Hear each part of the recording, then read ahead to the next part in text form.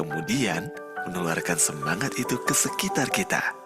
Dengan semangat yang baru, kita mampu mengajak teman seperjuangan untuk memulai langkah baru.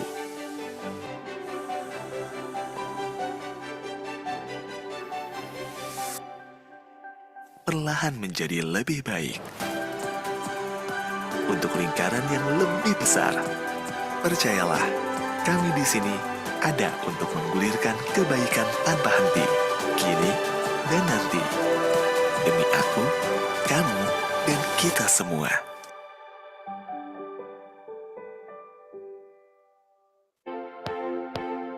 Esensi untuk bisa hidup di masa depan adalah dengan cara melestarikan bumi. Membiasakan memilih gaya hidup ramah lingkungan dari keseharian kita. PLN menghadirkan layanan home charging services. Pelanggan mendapatkan biaya spesial tambah daya serta diskon tarif home charging 30% pukul 10 malam hingga pukul 5 pagi. Tidak perlu keluar rumah. Kini, Anda bisa memiliki stasiun pengisian kendaraan Anda sendiri cukup dengan home charging dan Anda bisa memulai esok hari dengan nyaman.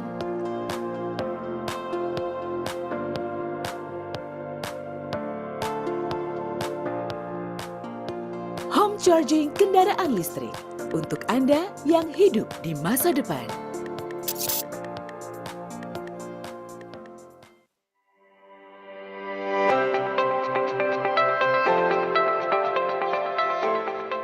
Hydrogen is an environmentally friendly energy source that is being developed for the future. With abundant and varied natural resources, through regulatory support and appropriate technology, Indonesia can become one of the world's hydrogen centers. Currently, the Indonesian government is developing green hydrogen production. The electricity source will come from geothermal power plants and solar power plants. As a strengthening step towards green hydrogen, PLN has taken a strategic path in the form of implementing hydrogen-based co-firing. In the future, hydrogen co-firing will be implemented on a large scale. This initiative is included in PLN's roadmap towards nationally determined contribution 2030 and net zero emission 2060. Hydrogen development in Indonesia continues to be carried out through various research and pilot projects. Effort to introduce green hydrogen to business practitioners and stakeholders in the electrical energy sector as well as to the public continue to be communicated. Multi-partner collaboration is an important approach in encouraging the realization of green industry cluster for the development of green hydrogen in Indonesia. PLN and its subsidiaries, together with other state-owned enterprises, synergize to explore opportunities for developing green hydrogen for domestic and foreign needs. The development of green hydrogen provides a fresh alternative to many industries that are making energy transitions. The development of green hydrogen will not only have a positive impact on accelerating decarbonization, but also on the economic sector. The government, together with PLN and related parties, are currently accelerating green hydrogen investment. This step is expected to encourage the realization of the use of green hydrogen and contribute significantly to the effort to achieve a zero emissions target.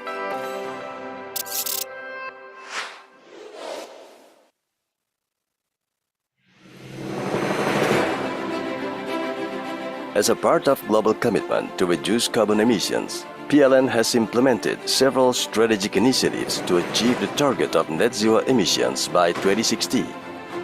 The first initiative is to conduct an early retirement for coal-fired power plants. Second, accelerate and optimize the new and renewable energy for the power generation sector. Third, expand the biomass co-firing program as a replacement for remaining fossil fuel-based generators. Fourth, establish a green energy ecosystem for industry and businesses through the adoption of renewable energy certificates. Fifth, actively initiate electric vehicle ecosystem through public charging infrastructure, home charging, tariff incentives for electric vehicle owners, and a digital platform. Sixth, apply carbon capture utilization and storage technology to the remaining fossil generators. Seventh, develop hydrogen technology as an alternative energy source for electricity. Eighth, to advance a smart grid according to the need for the electric power system, as well as run the control system to achieve efficiency and optimization of energy supply and demand. These are PLN's commitments to a better life for future generations. BUMN untuk Indonesia.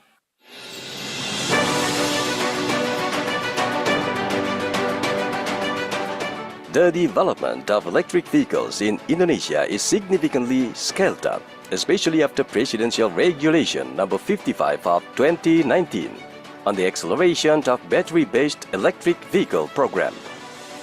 As one of the keys to energy transition and achieving the net zero emission 2060 target, PT PLN Persero answered the mandate from the government of Indonesia to scale up the electric vehicle ecosystem by expanding public vehicle charging station (SPKLU), public electric vehicle battery exchange station (SPBKLU), and home charging services. Indonesia continues to drive transformation toward the era of electrification. By the end of 2022, 580 SPKLU will operate across Indonesia. For electric motorcycle, PLN will gradually build 4,900 SPBKLU. E-mobility is the key unlock to decarbonizing the transport sector, decreasing dependency on import fossil-based fuels, effectively relocating the state budget to support the use of domestically produced energy, and achieving national energy sovereignty. Besides collaborating with stakeholders to accelerate the electric vehicle ecosystem, PLN also continues to conduct studies on technological, economic, and business model innovations to expand the SPKLU and SPBKLU infrastructure. The cost of using an electric vehicle is cheaper than an ICE vehicle. Therefore, charging infrastructure reliability for electric vehicles is critical to make it easier for people to switch to electric ones. Untuk motor listrik ini satu baterainya jarak tempuhnya bisa 60 km, kecepatan maksimalnya 60 km per jam. Kalau motor listrik kita cuma swipe doang. Kalau dengan motor listrik ini, kalau menurut saya sih lebih efisien ya. Kita nggak pakai ngantri lagi ke SPBU. Satu baterai full itu kalau kita rupiahkan itu di rumah kita cas 4-5 jam itu Rp1.800 sekitar itu. PLN has also developed a one-stop EV solution in Super Apps PLN Mobile, integrated with a charging platform in the electric vehicle digital services feature to enable an easy and seamless experience in utilizing EV and charging solutions in Indonesia.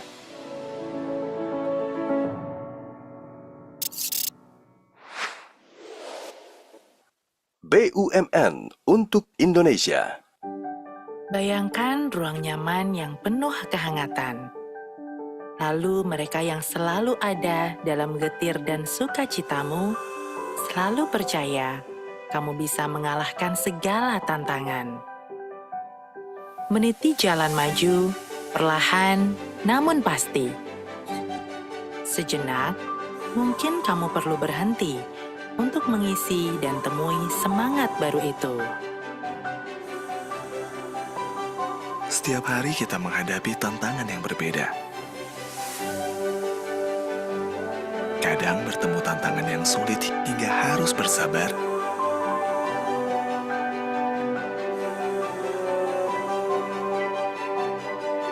Ada kalanya kita ragu dalam menentukan arah. Namun, akan selalu ada sahabat yang selalu memberi energi baru untuk tetap maju tanpa ragu hingga sampai di tujuanmu.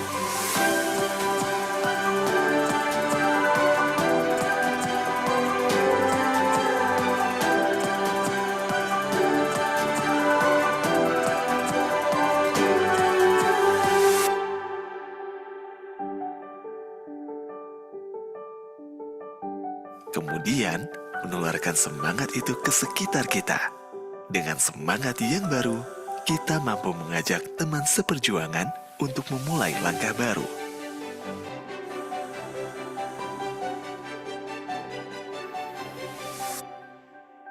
Perlahan menjadi lebih baik. Untuk lingkaran yang lebih besar, percayalah, kami di sini ada untuk menggulirkan kebaikan tanpa henti, kini dan nanti. Demi aku, kamu, dan kita semua.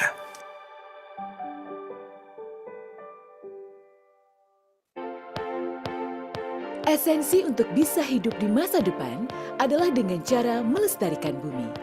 Membiasakan memilih gaya hidup ramah lingkungan dari keseharian kita. PLN menghadirkan layanan home charging services. Pelanggan mendapatkan biaya spesial tambah daya serta diskon tarif home charging 30% pukul 10 malam hingga pukul 5 pagi. Tidak perlu keluar rumah. Kini, Anda bisa memiliki stasiun pengisian kendaraan Anda sendiri cukup dengan home charging dan Anda bisa memulai esok hari dengan nyaman.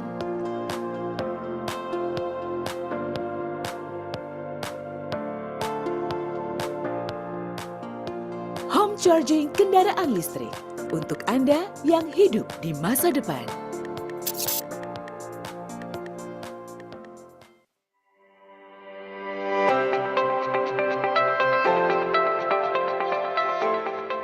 Hydrogen is an environmentally friendly energy source that is being developed for the future. With abundant and varied natural resources, through regulatory support and appropriate technology, Indonesia can become one of the world's hydrogen centers.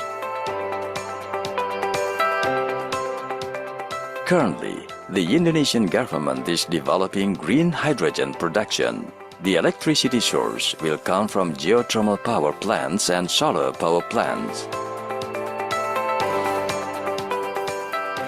As a strengthening step towards green hydrogen, PLN has taken a strategic path in the form of implementing hydrogen-based co-firing. In the future, hydrogen co-firing will be implemented on a large scale. This initiative is included in PLN's roadmap towards nationally determined contribution 2030 and net zero emission 2060. Hydrogen development in Indonesia continues to be carried out through various research and pilot projects. Effort to introduce green hydrogen to business practitioners and stakeholders in the electrical energy sector as well as to the public continue to be communicated.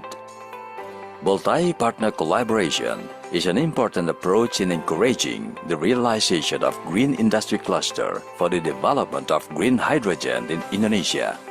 PLN and its subsidiaries, together with other state-owned enterprises, synergize to explore opportunities for developing green hydrogen for domestic and foreign needs. The development of green hydrogen provides a fresh alternative to many industries that are making energy transitions. The development of green hydrogen will not only have a positive impact on accelerating decarbonization, but also on the economic sector. The government, together with PLN and related parties, are currently accelerating green hydrogen investment. This step is expected to encourage the realization of the use of green hydrogen and contribute significantly to the effort to achieve a zero emissions target.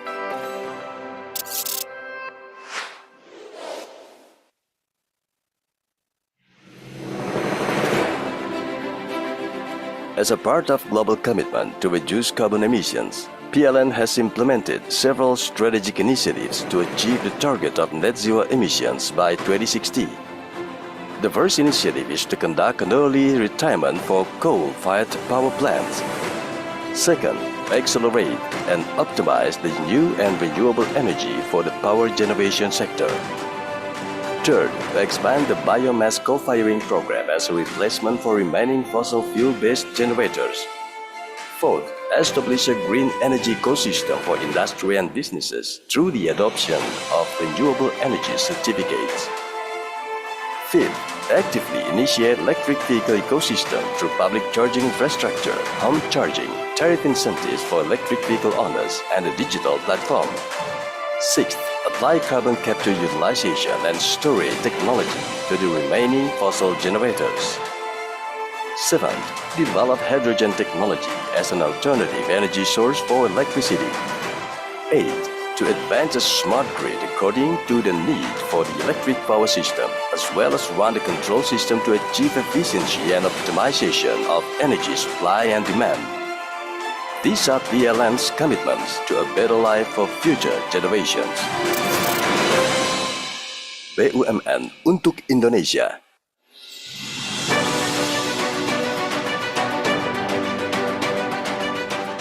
The development of electric vehicles in Indonesia is significantly scaled up, especially after Presidential Regulation Number 55 of 2019 on the acceleration of battery-based electric vehicle program. As one of the keys to energy transition and achieving the net zero emission 2060 target, PT PLN Persero answered the mandate from the government of Indonesia to scale up the electric vehicle ecosystem by expanding public vehicle charging station (SPKLU), public electric vehicle battery exchange station (SPBKLU), and home charging services. Indonesia continues to drive transformation toward the era of electrification. By the end of 2022, 580 SPKLU will operate across Indonesia. For electric motorcycle, PLN will gradually build 4,900 SPBKLU. E-mobility is the key unlock to decarbonizing the transport sector, decreasing dependency on import fossil-based fuels, effectively relocating the state budget to support the use of domestically produced energy, and achieving national energy sovereignty. Besides collaborating with stakeholders to accelerate the electric vehicle ecosystem, PLN also continues to conduct studies on technological, economic, and business model innovations to expand the SPKLU and SPBKLU infrastructure. The cost of using an electric vehicle is cheaper than an ICE vehicle.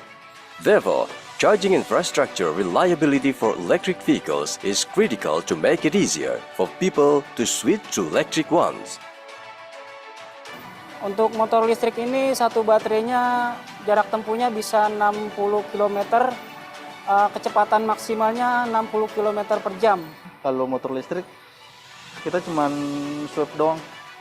Kalau dengan motor listrik ini, kalau menurut saya sih lebih efisien ya.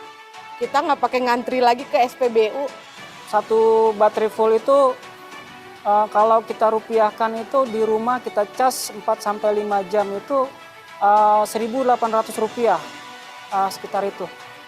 PLN has also developed a one-stop EV solution in Super Apps PLN Mobile, integrated with a charging platform in the electric vehicle digital services feature to enable an easy and seamless experience in utilizing EV and charging solutions in Indonesia.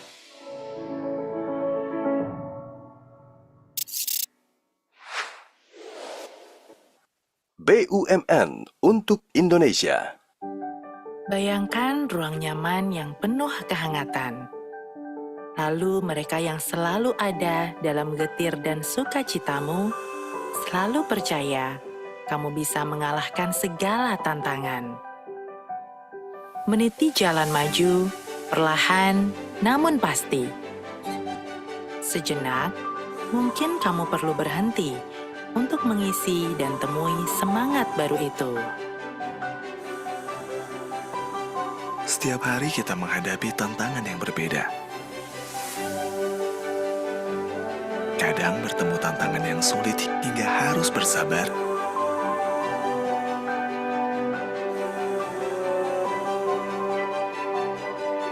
Ada kalanya kita ragu dalam menentukan arah. Namun, akan selalu ada sahabat yang selalu memberi energi baru untuk tetap maju tanpa ragu hingga sampai di tujuanmu.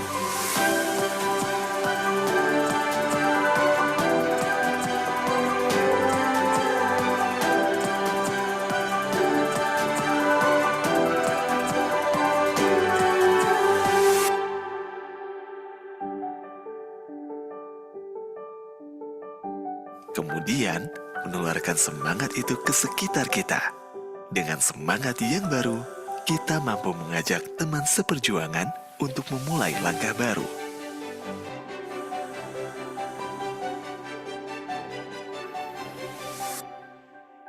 Perlahan menjadi lebih baik. Untuk lingkaran yang lebih besar, percayalah, kami di sini ada untuk menggulirkan kebaikan tanpa henti, kini dan nanti. Demi aku, kamu, dan kita semua.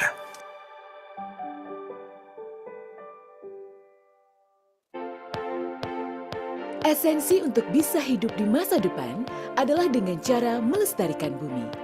Membiasakan memilih gaya hidup ramah lingkungan dari keseharian kita.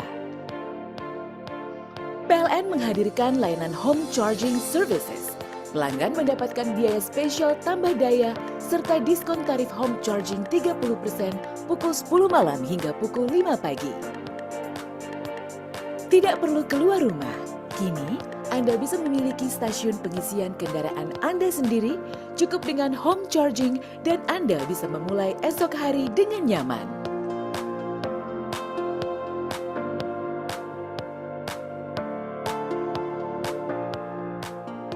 Home charging kendaraan listrik untuk Anda yang hidup di masa depan.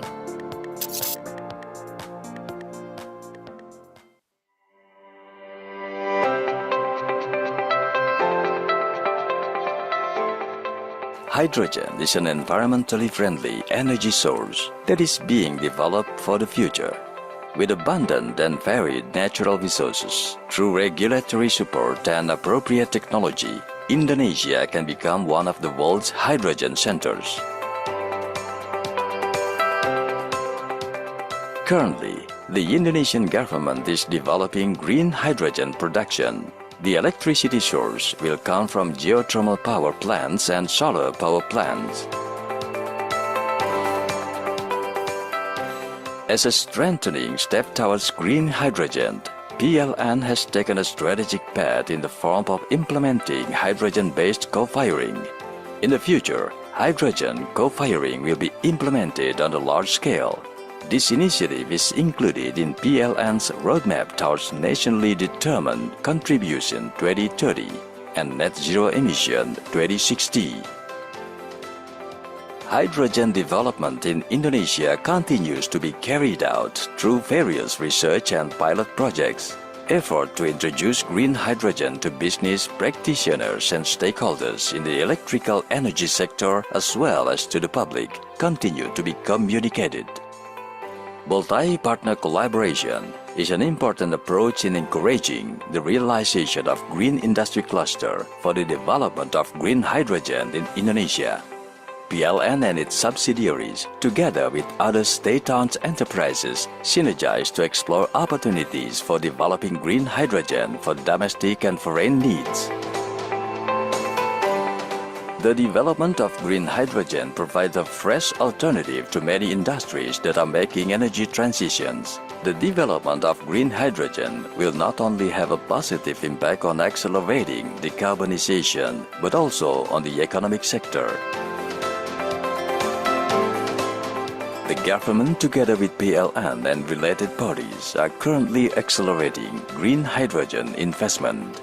This step is expected to encourage the realization of the use of green hydrogen and contribute significantly to the effort to achieve a zero emissions target.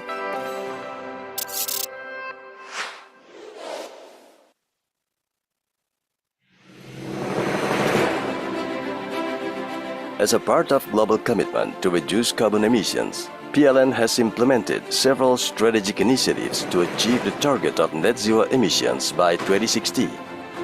The first initiative is to conduct an early retirement for coal-fired power plants. Second, accelerate and optimize the new and renewable energy for the power generation sector.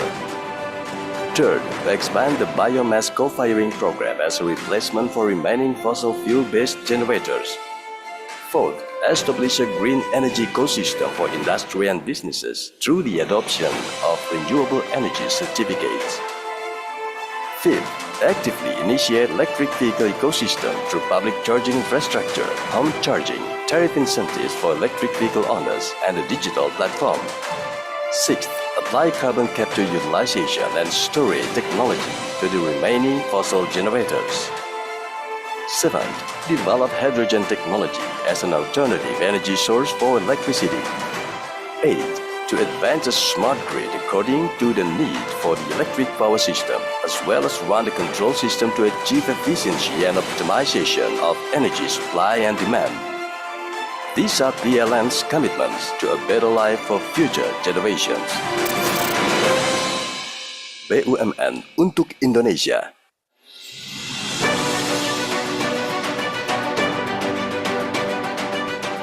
The development of electric vehicles in Indonesia is significantly scaled up, especially after Presidential Regulation Number 55 of 2019 on the acceleration of battery-based electric vehicle program.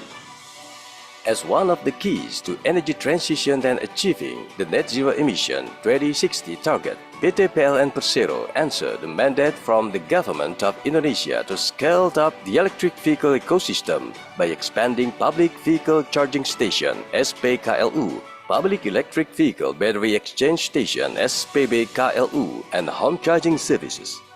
Indonesia continues to drive transformation toward the era of electrification.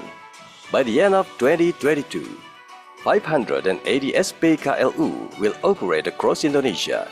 For electric motorcycle, PLN will gradually build 4,900 SPBKLU. E-mobility is the key unlock to decarbonizing the transport sector, decreasing dependency on import fossil-based fuels, effectively relocating the state budget to support the use of domestically produced energy, and achieving national energy sovereignty. Besides collaborating with stakeholders to accelerate the electric vehicle ecosystem, PLN also continues to conduct studies on technological, economic, and business model innovations to expand the SPKLU and SPBKLU infrastructure. The cost of using an electric vehicle is cheaper than an ICE vehicle. Therefore, charging infrastructure reliability for electric vehicles is critical to make it easier for people to switch to electric ones. Untuk motor listrik ini satu baterainya jarak tempuhnya bisa 60 km, kecepatan maksimalnya 60 km per jam. Kalau motor listrik, kita cuman swipe doang.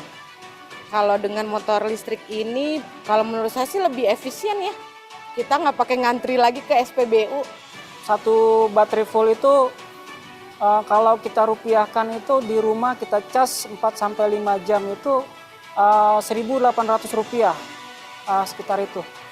PLN has also developed a one-stop EV solution in Super Apps PLN Mobile, integrated with a charging platform in the electric vehicle digital services feature to enable an easy and seamless experience in utilizing EV and charging solutions in Indonesia.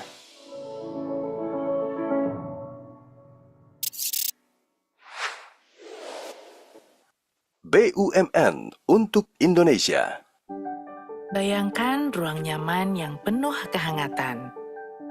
Lalu mereka yang selalu ada dalam getir dan sukacitamu, selalu percaya kamu bisa mengalahkan segala tantangan. Meniti jalan maju, perlahan namun pasti. Sejenak, mungkin kamu perlu berhenti untuk mengisi dan temui semangat baru itu. Setiap hari kita menghadapi tantangan yang berbeda. Kadang bertemu tantangan yang sulit hingga harus bersabar.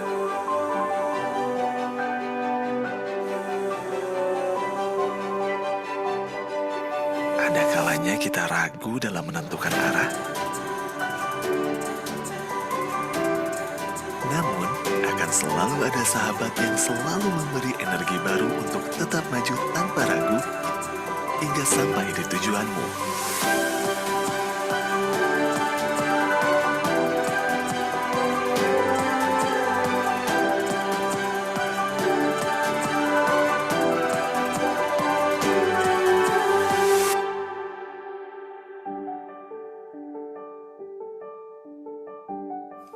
Kemudian, menularkan semangat itu ke sekitar kita. Dengan semangat yang baru, kita mampu mengajak teman seperjuangan untuk memulai langkah baru.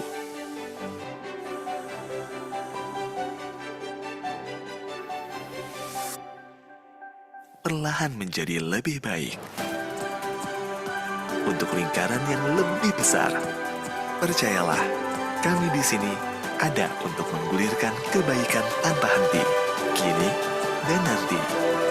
Demi aku, kamu, dan kita semua.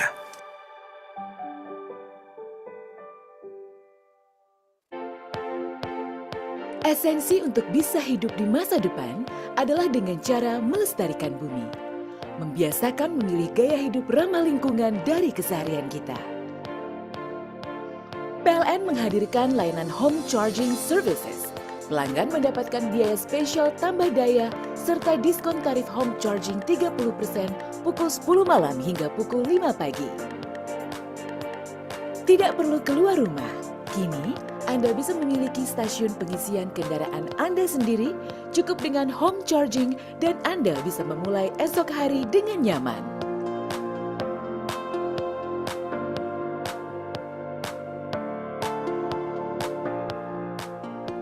Home charging kendaraan listrik untuk Anda yang hidup di masa depan.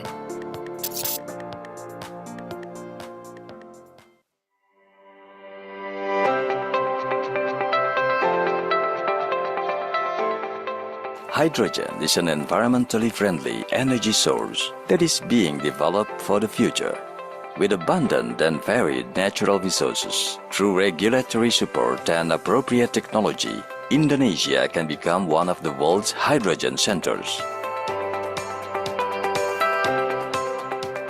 Currently, the Indonesian government is developing green hydrogen production.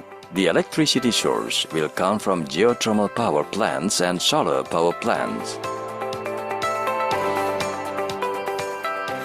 As a strengthening step towards green hydrogen, PLN has taken a strategic path in the form of implementing hydrogen-based co-firing. In the future, hydrogen co-firing will be implemented on a large scale. This initiative is included in PLN's roadmap towards nationally determined contribution 2030 and net zero emission 2060. Hydrogen development in Indonesia continues to be carried out through various research and pilot projects. Effort to introduce green hydrogen to business practitioners and stakeholders in the electrical energy sector as well as to the public continue to be communicated. Multi-partner collaboration is an important approach in encouraging the realization of green industry cluster for the development of green hydrogen in Indonesia. PLN and its subsidiaries, together with other state-owned enterprises, synergize to explore opportunities for developing green hydrogen for domestic and foreign needs. The development of green hydrogen provides a fresh alternative to many industries that are making energy transitions. The development of green hydrogen will not only have a positive impact on accelerating decarbonization, but also on the economic sector. The government, together with PLN and related parties, are currently accelerating green hydrogen investment. This step is expected to encourage the realization of the use of green hydrogen and contribute significantly to the effort to achieve a zero emissions target.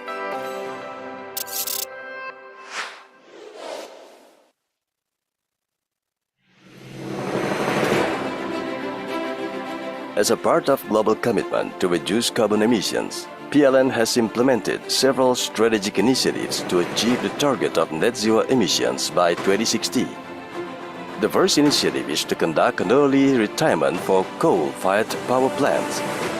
Second, accelerate and optimize the new and renewable energy for the power generation sector. Third, expand the biomass co-firing program as a replacement for remaining fossil fuel-based generators. Fourth, establish a green energy ecosystem for industry and businesses through the adoption of renewable energy certificates. Fifth, actively initiate electric vehicle ecosystem through public charging infrastructure, home charging, tariff incentives for electric vehicle owners, and a digital platform. Sixth, apply carbon capture utilization and storage technology to the remaining fossil generators. Seventh, develop hydrogen technology as an alternative energy source for electricity.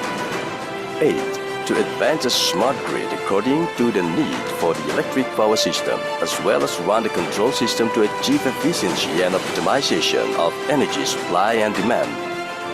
These are PLN's commitments to a better life for future generations. BUMN untuk Indonesia.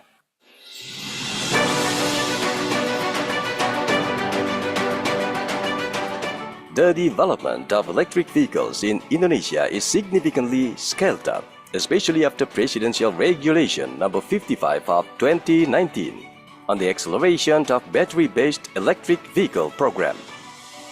As one of the keys to energy transition and achieving the net zero emission 2060 target, PT PLN Persero answered the mandate from the government of Indonesia to scale up the electric vehicle ecosystem by expanding public vehicle charging station (SPKLU), public electric vehicle battery exchange station (SPBKLU), and home charging services. Indonesia continues to drive transformation toward the era of electrification. By the end of 2022, 580 SPKLU will operate across Indonesia. For electric motorcycle, PLN will gradually build 4,900 SPBKLU. E-mobility is the key unlock to decarbonizing the transport sector, decreasing dependency on import fossil-based fuels, effectively relocating the state budget to support the use of domestically produced energy, and achieving national energy sovereignty. Besides collaborating with stakeholders to accelerate the electric vehicle ecosystem, PLN also continues to conduct studies on technological, economic, and business model innovations to expand the SPKLU and SPBKLU infrastructure. The cost of using an electric vehicle is cheaper than an ICE vehicle. Therefore, charging infrastructure reliability for electric vehicles is critical to make it easier for people to switch to electric ones. Untuk motor listrik ini satu baterainya jarak tempuhnya bisa 60 km, kecepatan maksimalnya 60 km per jam. Kalau motor listrik, kita cuman swap doang. Kalau dengan motor listrik ini, kalau menurut saya sih lebih efisien ya. Kita nggak pakai ngantri lagi ke SPBU. Satu baterai full itu kalau kita rupiahkan itu di rumah kita cas 4-5 jam itu 1.800 rupiah, sekitar itu. PLN has also developed a one-stop EV solution in Super Apps PLN Mobile, integrated with a charging platform in the electric vehicle digital services feature to enable an easy and seamless experience utilizing EV and charging solutions in Indonesia.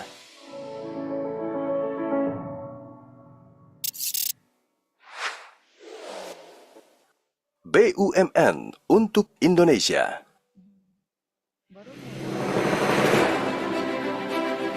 As a part of global commitment to reduce carbon emissions, PLN has implemented several strategic initiatives to achieve the target of net zero emissions by 2060. The first initiative is to conduct an early retirement for coal-fired power plants. Second, accelerate and optimize the new and renewable energy for the power generation sector. Third, expand the biomass co-firing program as a replacement for remaining fossil fuel-based generators. Fourth, establish a green energy ecosystem for industry and businesses through the adoption of renewable energy certificates. Fifth, actively initiate electric vehicle ecosystem through public charging infrastructure, home charging, tariff incentives for electric vehicle owners, and a digital platform. Sixth, apply carbon capture utilization and storage technology to the remaining fossil generators. Seventh, develop hydrogen technology as an alternative energy source for electricity. Eighth, to advance a smart grid according to the need for the electric power system, as well as run the control system to achieve efficiency and optimization of energy supply and demand. These are PLN's commitments to a better life for future generations. BUMN untuk Indonesia.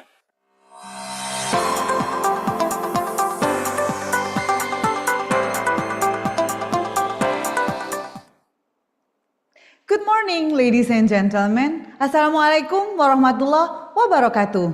Peace be upon you all. It is my great pleasure to welcome you all to today's webinar on Global Expert Series.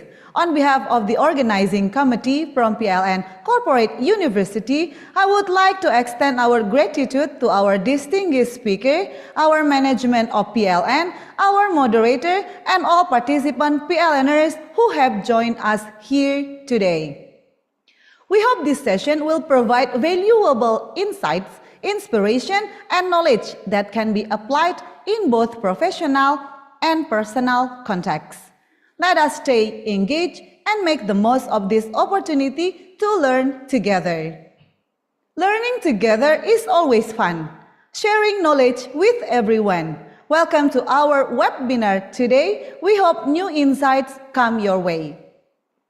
My name is Sally Juniarti, and I am honored to serve you as your host for today's webinar, part of Global Expert Series with the topic Systems for Large-Scale Hydrogen Storage and Delivery.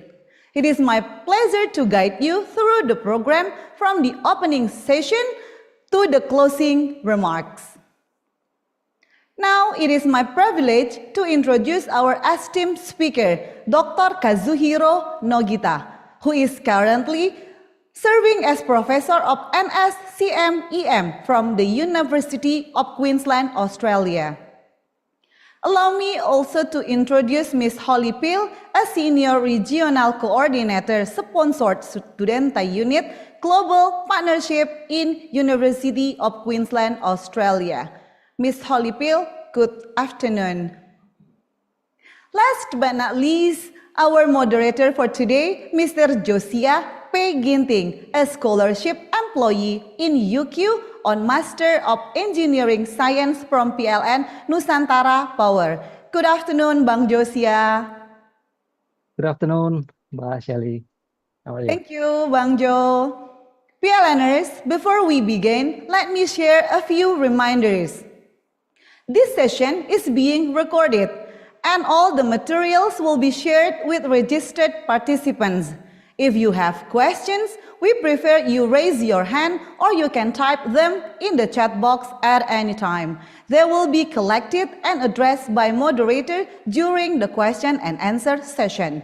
Once again, we appreciate if you raise your hand for questioning. Please keep your microphone muted unless you are invited to speak. There will be 3 best participants with best questions whom will be given merchandise from the committee and will be announced in the end of webinar. Ladies and gentlemen, PLNers, now let us pay attention on safety induction of online meeting in PLN. Selamat bergabung pada kegiatan daring kali ini. Sebelum memulai kegiatan, sesuai dengan peraturan keselamatan kerja, marilah kita perhatikan safety induction berikut dalam melakukan kegiatan daring agar terhindar dari ketidaknyamanan atau cedera selama bekerja secara daring. Mari perhatikan hal-hal sebagai berikut. Pertama, apabila kegiatan daring dilakukan bersama dalam satu ruangan, tetap jaga prokes, kenakan masker, dan saling menjaga jarak.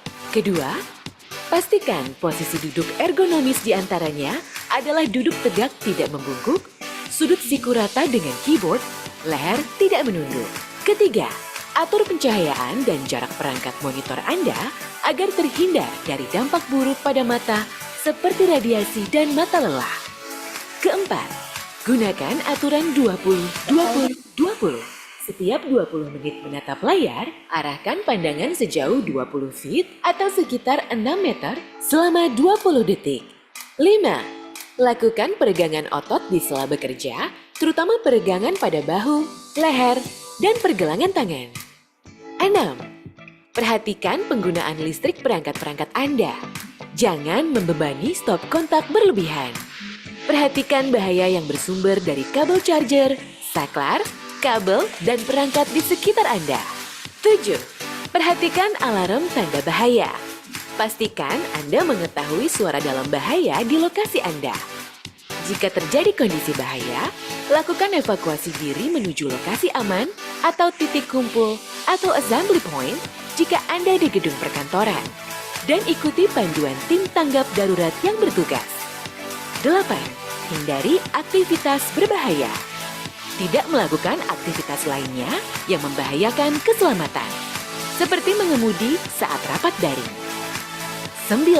Terakhir, jika Anda mengalami rasa tidak nyaman atau nyeri pada sistem rangka otot tubuh usai berkegiatan secara daring, konsultasikanlah dengan dokter. Berkegiatan secara daring sudah menjadi dunia baru kita. Mari tetap perhatikan keamanan dan keselamatan agar performa kerja tetap prima. Selamat bekerja secara daring. Tidak ada yang lebih penting dari jiwa manusia.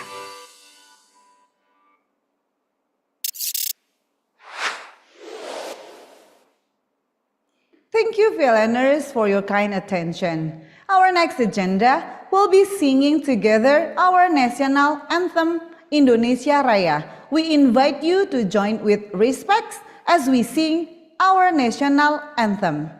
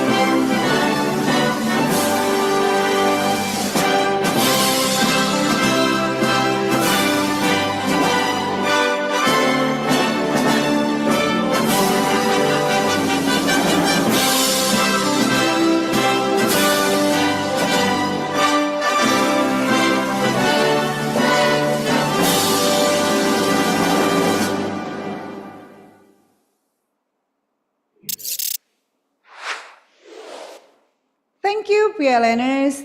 With the national anthem concluded, we will now continue with the next agenda of today's webinar. Now, let us take a moment to listen and see the overview of University of Queensland in Australia, and it will be presented by Miss Holly Peel. Miss Holly Peel, are you already with us? Hi, how are you, Miss? Hello, welcome, and good morning, everybody. Good Yes, I will present my presentation on behalf of the University of Queensland now for you. So I'm just going to share that with you. Okay.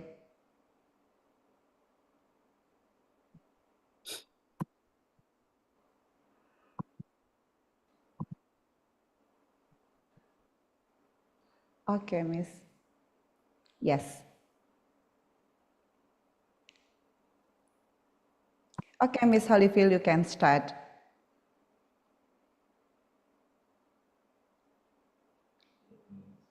Okay.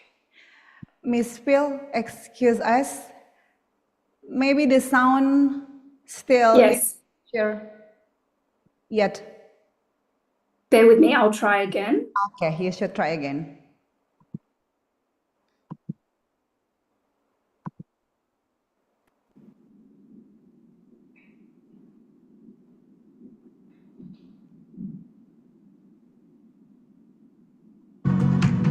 Okay.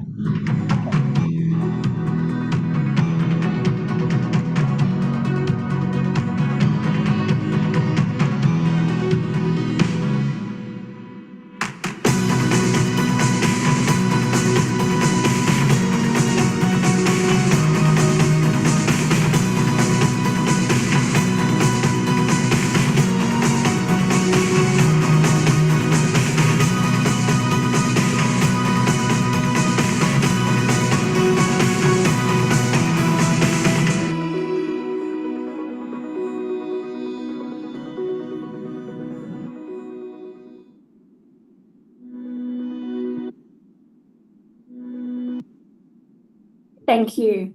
So that was just a very quick presentation of a video that we like to share here at the University of Queensland. So again, good morning. My name is Holly Peel, and I'm one of the senior regional coordinators here within the University of Queensland. Our office is responsible for looking after all international sponsored students that choose to study here at UQ, including your fellow colleagues that are under PLN. Before I'd like to begin, I would like to acknowledge our country. The University of Queensland acknowledges the traditional owners and their custodians of the lands in which we meet today. We pay our respects to their ancestors and the descendants who continue cultural and spiritual connections to country. We recognise their valuable contributions to Australian and global society. Now, about UQ. So the University of Queensland is now ranked in the top 50 global universities in the world. For the rankings of 2025, we are ranked number 40 according to the QS World Rankings. And you can see some of our other world rankings available here on the screen. We are also one of the group of 8 universities in Australia as well. So who we are. So at the moment, we have approximately 55,000 students studying here at the University of Queensland, and of which 21,500 are international students. Of those students, there's about 20,000 plus students doing postgraduate studies. So those studies that are obviously coursework studies, masters by coursework, and then our research studies, being our Masters of Philosophy or our Doctor of Philosophy programs. We have over 350,000 students that have graduated, and we're ranked number 2 of the universities in Australia for research. Now, universities by rankings. So we do have a list here of our QS World Rankings by subject. So as you can see there, we are placed quite well in different ranking systems. So 2nd for sports-related subject, 6th for mining and mineral engineering, 15th for agriculture and forestry, 15th for environmental sciences, 12th for petroleum engineering, 34th for psychology, 40th for geology, 28th for pharmacy, 35th for veterinary science, and 39th for chemical engineering. And on the other side, we've got our US News Best Global University subject rankings as well from last year. So why come and study here at the University of Queensland? Well, I'm obviously quite biased, but I would say that the location is just beautiful. Being here in Queensland and in Brisbane, the UQ campuses offers one of the best campus experience in the world in terms of location. We've got that relaxed lifestyle, however, it's also safe as well. And it's very subtropical climate and unique architecture. So very similar climate to Indonesia. We are currently ranked one of the top 30 best student cities in the world, according to QS Best Student Cities ranking of 2025. Here's some photos that we like to share of the beautiful Queensland environment that we surround ourselves in. So we've got here, Surfers Paradise and the beautiful beaches. We've got our Great Barrier Reef. And then, of course, we've got the Irwin family, which are very heavily involved in conservation of animals. Now, cost of living. This is often a question that we get asked when we're sort of engaging or talking with potential students. What is the cost of living here? And so we do have this information available on UQ's website. And so you can see there how it's broken down in 3 columns. So we've got the cost of living for students who are living on campus colleges, and there are a number of colleges throughout this campus here at St. Lucia. And then we've got student living for off-campus accommodation, but still within that student-built purpose facility. And then we've got family accommodation costs. And that includes for sort of 2 adults and 2 children that are living off campus. And so you can see there what it might cost for rent or accommodation, utilities being that gas, electricity, water, food costs, your mobile phone and internet costs, and then public transport as well. Now, the University of Queensland has a number of campuses, and so here I'm located here at the moment on our St Lucia campus, and it's considered one of the most beautiful campuses in the world, and I tend to agree. Our main campus is a vibrant mix of old sandstone buildings, as you can see in some of those photos, modern architecture, parklands, and we've even got lakes here on this campus. It's a city within a city, so there's everything that you need is available here. This is actually a photo of an aerial photo of our St Lucia campus. So you can see there that it's quite large and surrounded by the Brisbane River. And then in the distance with all those high rises there, that is actually Brisbane City. So you can see we're not that far from the city centre and quite easily able to get in and out of that city area. Our next campus is our Hurston campus, and so that's just 3 kilometres from the Brisbane CBD. That's our UQ Hurston campus, which specialises in health and medical teaching and research. It does share our premises with the Royal Brisbane and Women's Hospital and the QIMR Research Institute, creating a health-focused community where students can gain practical experience alongside industry professions and leading researchers. So it's attached to one of our largest hospitals here in Queensland. Now, the next campus that we have is our Gatton campus. And so this is our regional campus, and it's located near the town of Gatton. It's about 87 kilometres west of Brisbane CBD.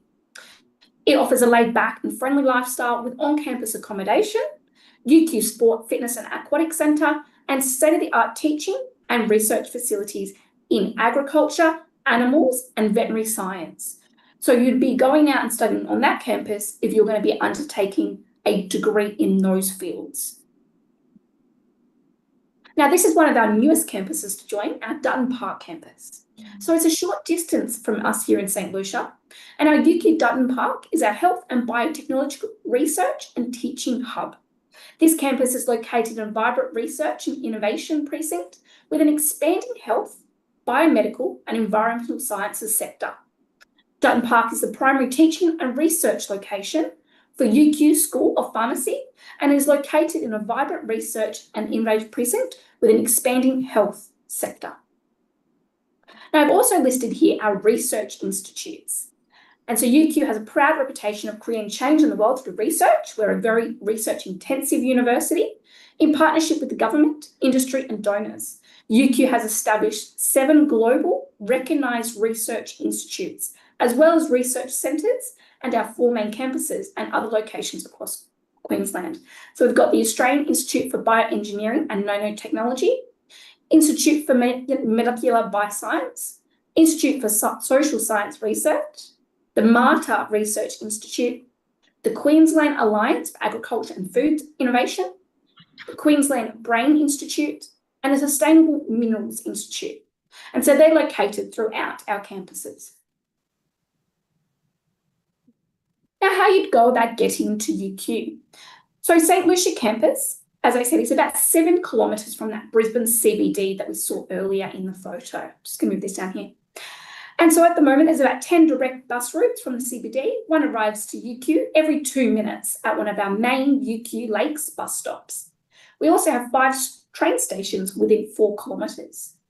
And what the lovely part of St Lucia is that you can also catch the ferry to and from this campus. And that goes about every 15 minutes. As I mentioned earlier, our UQ Gatton campus is about an hour and a half or 87 kilometres west of their Brisbane CBD. It is located approximately 5 kilometres from the Gatton city centre, and we offer 4 free inter-campus bus daily. And so they're buses that operate between our St Lucia campus and our Gatton campus and go back and forth 4 times per day. So that way, should you have a class here at St Lucia or a class at Gatton, you're able to get on that bus for free as a UQ student and commute between those 2. There's also a rail bus service that runs between Brisbane and the Gatton town itself. And then the UQ Hurston campus is very close to our Brisbane CBD, being only 3 kilometres, 2 minutes to Inner Northern Busway from Brisbane city centre. and there's 3 train stations within the 2-kilometre radius of that Hurston campus. So very well connected. Now, the programs that you might want to study here at UQ.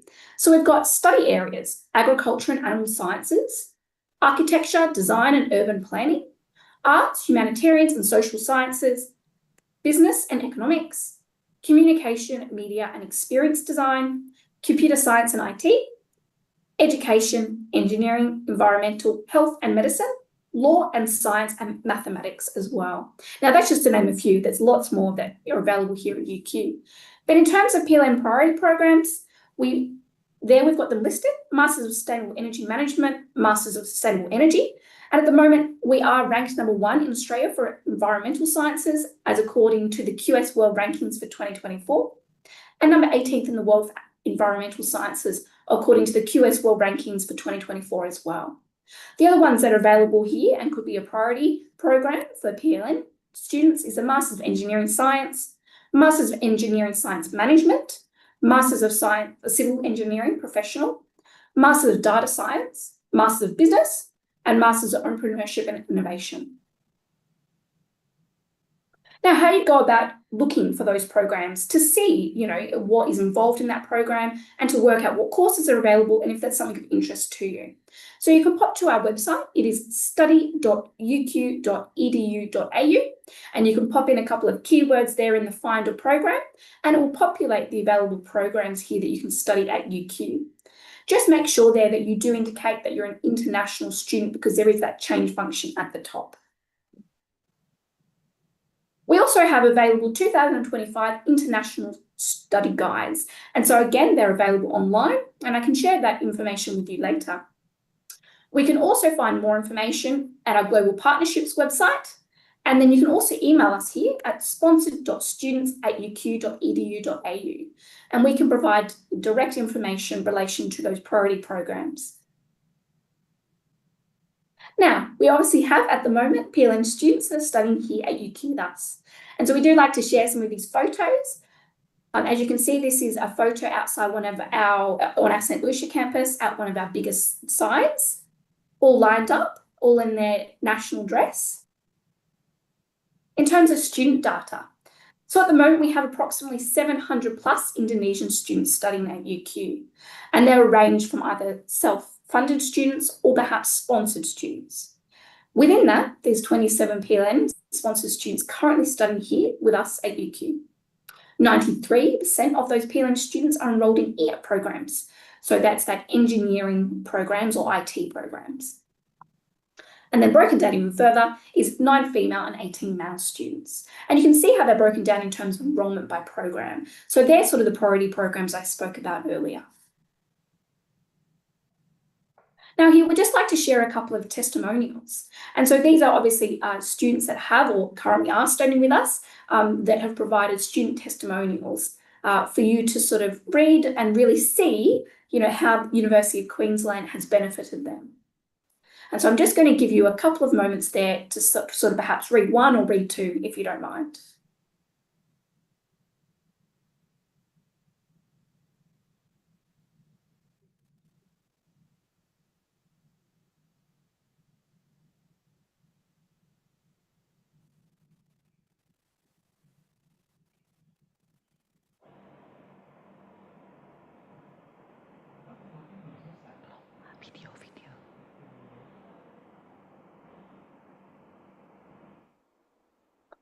Okay, I might continue if that's okay. But again, I'm happy to share these PowerPoint slides with you later so that you can read on further. In terms of support and services here at UQ, now we understand being an international student and coming to study here at UQ, and it may be some time since you've studied, in an academic environment. So it's really important that our international students receive appropriate support throughout their journey.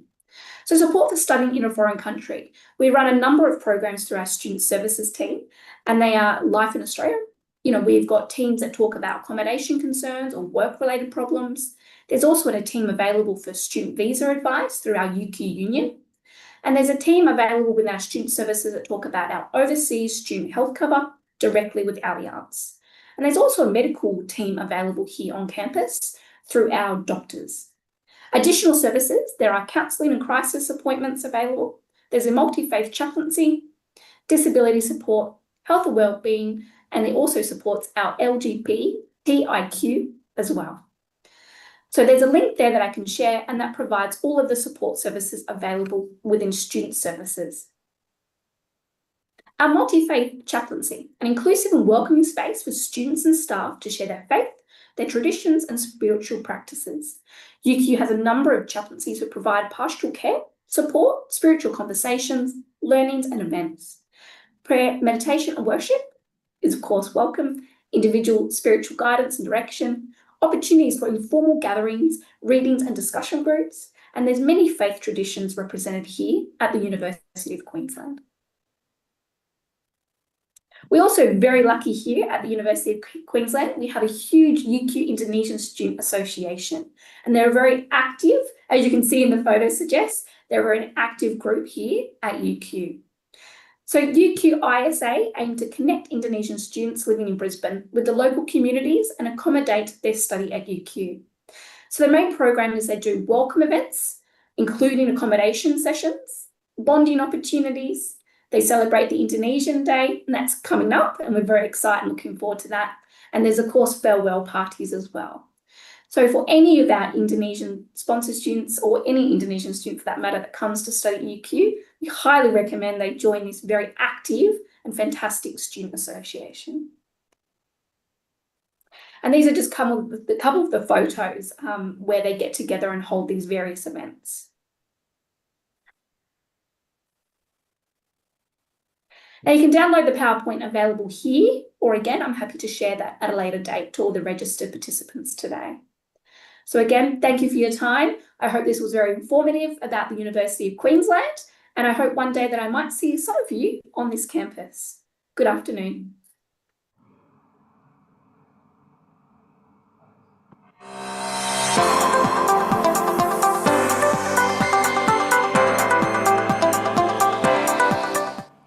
Thank you, Ms. Phil. We do appreciate your description and overview of UQ. We have a new information of UQ, and of course, it will be an interesting information for all PLNers. Once again, Ms. Phil, thank you for your overview. PLNers, we come to main session. To guide us through main session, we'll now be guided by our moderator, Bang Josia Ginting, who will lead us through the discussion. He will lead the discussion and facilitate the question and answer session with our special speaker. Okay, PLNers, join me in welcoming the one and only Bang Josia Ginting. Bang Josia, the virtual floor is yours.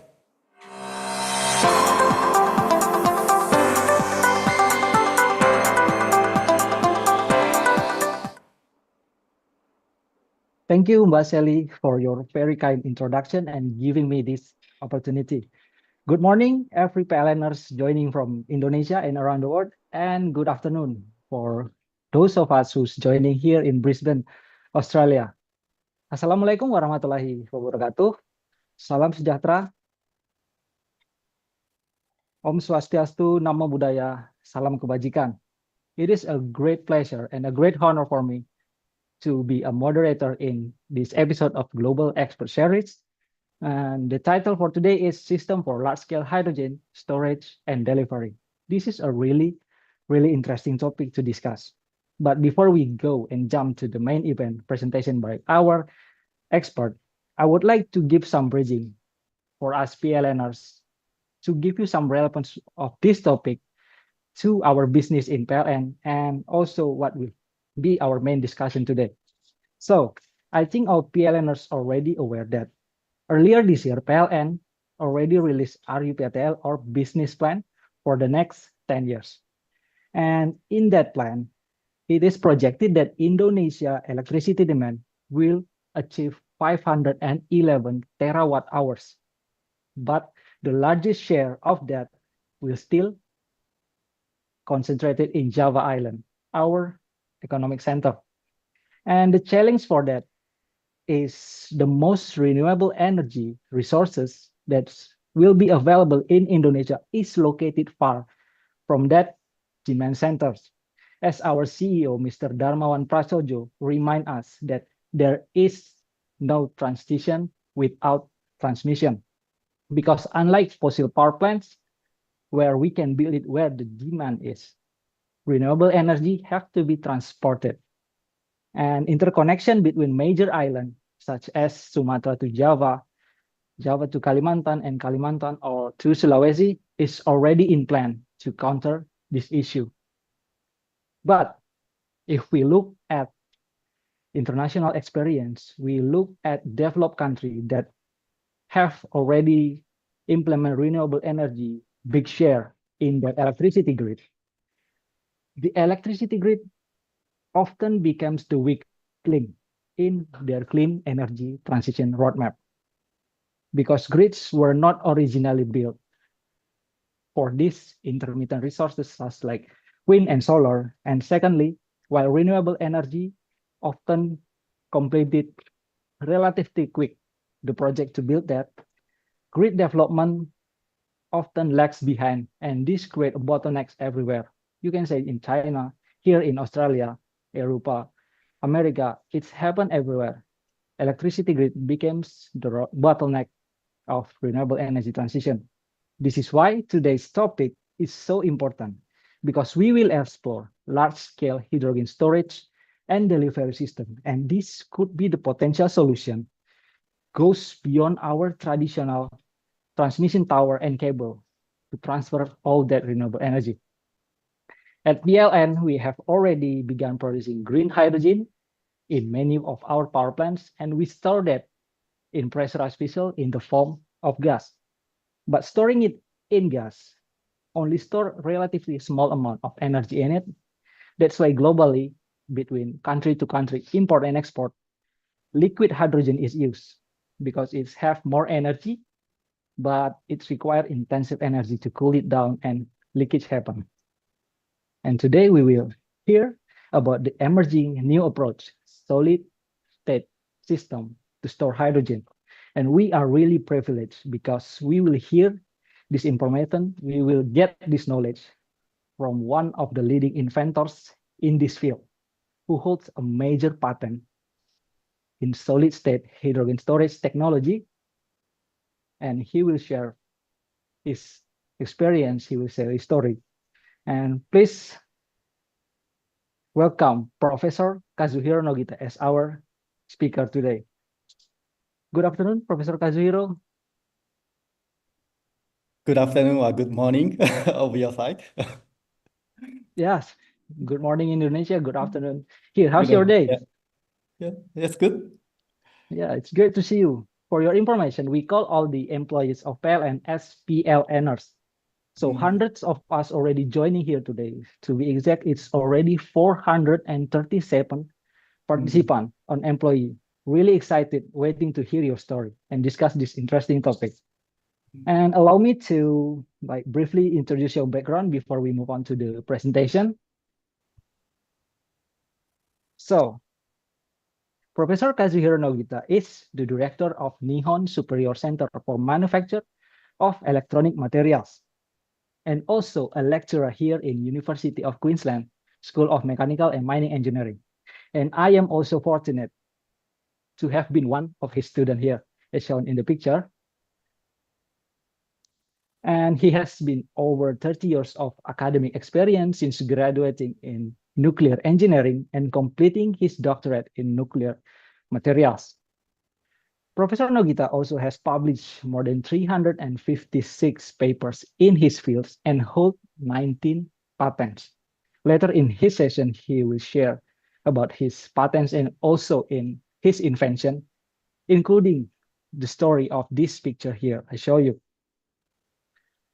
And over the years, he also has received numerous awards since 1995 from recognition of Atomic Energy Society, and most recently in ICEP 2023 Outstanding Technical Paper Award. And lastly, he serves also as peer reviewer for numerous journals, including Science, Scientific Report, Acta Materialia, and many more. So before we begin, Just a quick reminder for every learners that there will be a 20 minutes Q&A session after the presentation. Please, we prefer you use the raise hand feature to ask question directly to Professor Nogita. And we have also prepared 3 merchandise for 3 best question in the session. Now, without further delay, let us hear the story, let us hear the knowledge from our distinguished speaker, Professor Kazuhiro Nogita. The screen is yours for the next 40 minutes. Thank you very much. I will share my slide.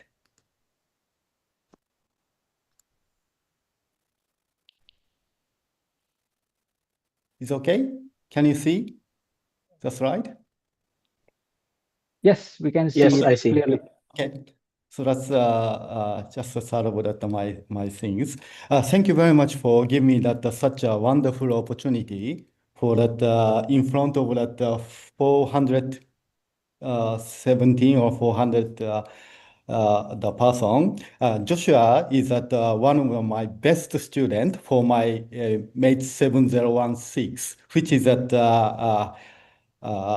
energy conversion storage type things. So I just enjoy that teaching of it, this subject as well. So little bit I will explain about my history myself. When I was at university student, my undergraduate thesis is related to the tokamak fusion reactors materials, and that is at in Kyushu University in Japan. So that is 1990. So it's pretty long time ago, 35 years ago, isn't it? Then I moved to that Hitachi Energy Research Laboratory as an engineer, not a PhD, as an engineer. Then I study and research on development and research of the nuclear materials, and especially for nuclear fuel. Then one day, I visit America for Santa Fe, near that St. Alamos National Laboratory. Then in front of my poster, the one old researcher coming, and I didn't realize who he is, and he actually is that Professor Glenn Seaborg, who discovered plutonium and is all other the materials, and his name is on that Seaborgnium, 106 element. And that he's related to the Manhattan project as well. But then this event, eventually this event, changing my life. So I was an engineer, but I really want to be a researcher on this energy field. Then during that time, I have a part-time PhD student to be in the Kyushu University. Then I received that PhD in 1997 in nuclear materials engineering at Kyushu University. Then after that, after 2 years after I got a PhD, I really want to challenge my research to expand my research area. Then migrate to Australia to start over at the postdoc under Professor Leonard Hogan, who is a very famous person for solidification and casting, especially in light metal area. Then I joined over at their solidification group, and after that, this group is succeeding to that Professor David Senjin, who is a great professor, recently retired. Then I'm a tenure professor from 2018. I become a professor in the solidification and the microstructure of especially for light metal. Then I established the Solder Research Center, funded by the Nihon Speria. That is one of the largest solder company on the electric connection, based in Osaka. But I believe that most of you use this their solder on your soldering process as well. Then I'm become a founding director of the Nihon Superior Center for that within our school. Then currently, this center is managed by that three person. One is that myself and the Stuart McDonald and Dr. Shinfu Tang. Then two advisors. One is adjunct senior fellow from that Keith Friedman from Nihon Superior. And also that the Professor Sho Matsumura from the Kyushu University and several PhD students we have. Then I just showed that about former premier of the Queensland visiting to Japan and introduce my research in that related to the hydrogen. So just a short video I show. The Nihon Superior Center for the Manufacture of Electronic Materials brings world-class research capability to the manufacture of electronic materials and is led by Professor Nogata. He is also a founding manager of the University of Queensland's Kyushu University Oceania project. It's another example of how we as a government are harnessing our state's advanced research capabilities to provide a clear pathway forward for a sustainable hydrogen sector.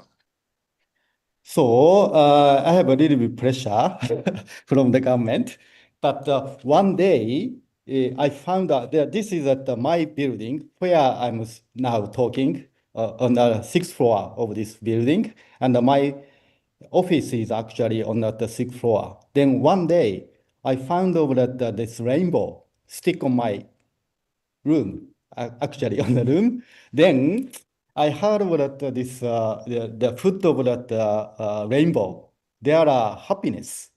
So I just maybe I become happy. Then one of the students said, not happy. This is money. Is on that stick on that front of that rainbow. Then 2-3 days later, I got a huge governmental funding for that hydrogen-related matter. So my student may be right to that get over that this funding from that this rainbow things.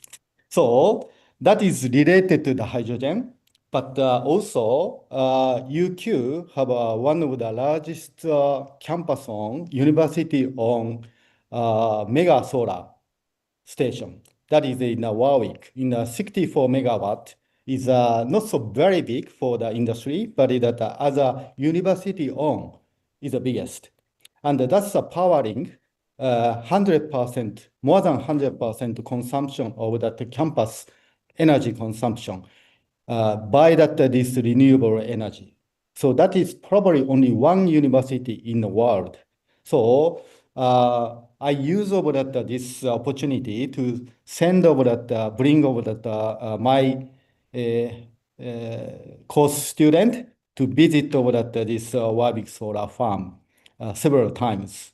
Then this is the picture when I take over at the Kyushu University student coming to UQ. That time I just send it to on a Saturday sometime. Then the system is really brilliant and a lot of energy products produced. Then when I see that the board, there are live like a production of that energy and the consumption of the energy of that campus is a display. Then I saw, it's just a big question I saw, is that this line is representative of that energy consumption at the campus, whole campus. Then the energy production from the solar at the Warwick should be displayed on here, but it's no display. So that is a sun shining on that 11:50 a.m. on that August. So should be produce a lot of energy, but it's actually not. Then I found is that Queensland energy spot price when I see it, that is a $23 per megawatt hour. So I thought that this is great. It's a $23. We can sell it to that grid. But the facility person said, no. You just, Professor Nogita, you just see there is negative, minus. So that means if you want to connecting to that grid, you need to pay like a penalty. So this is, I'm very surprising, but it's also one of the student question.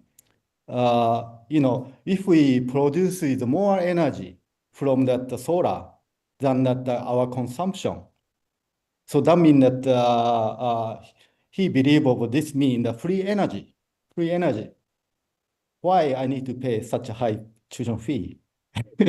So that's the kind of thing, the question there. But the answer is actually the produce of the more energy than the consumption is totally right things. But that is not necessarily financially more money we can get than that consume because of that totally different system. So what is that? You may be that Indonesian energy company, so maybe you are very maybe much detailed than me. But that Australia have Australian energy market operators. Then each state is connected, and each state there are demand or supply.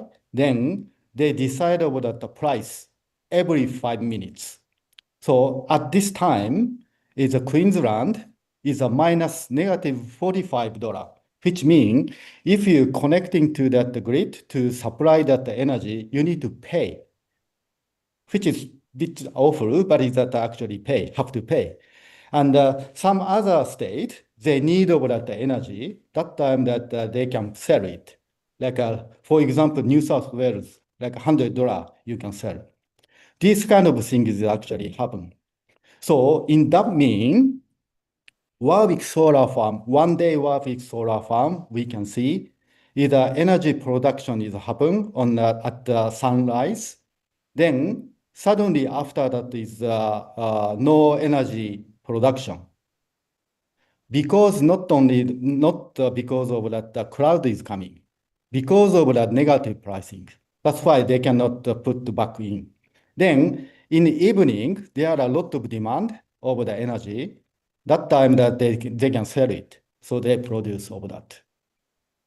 That is a really big issue for the renewable energy. So renewable energy looks like a free and fantastic, but that for become a main energy source, there are a lot of difficulty. So in my lecture, I told that this renewable energy or electricity is a kind of sushi.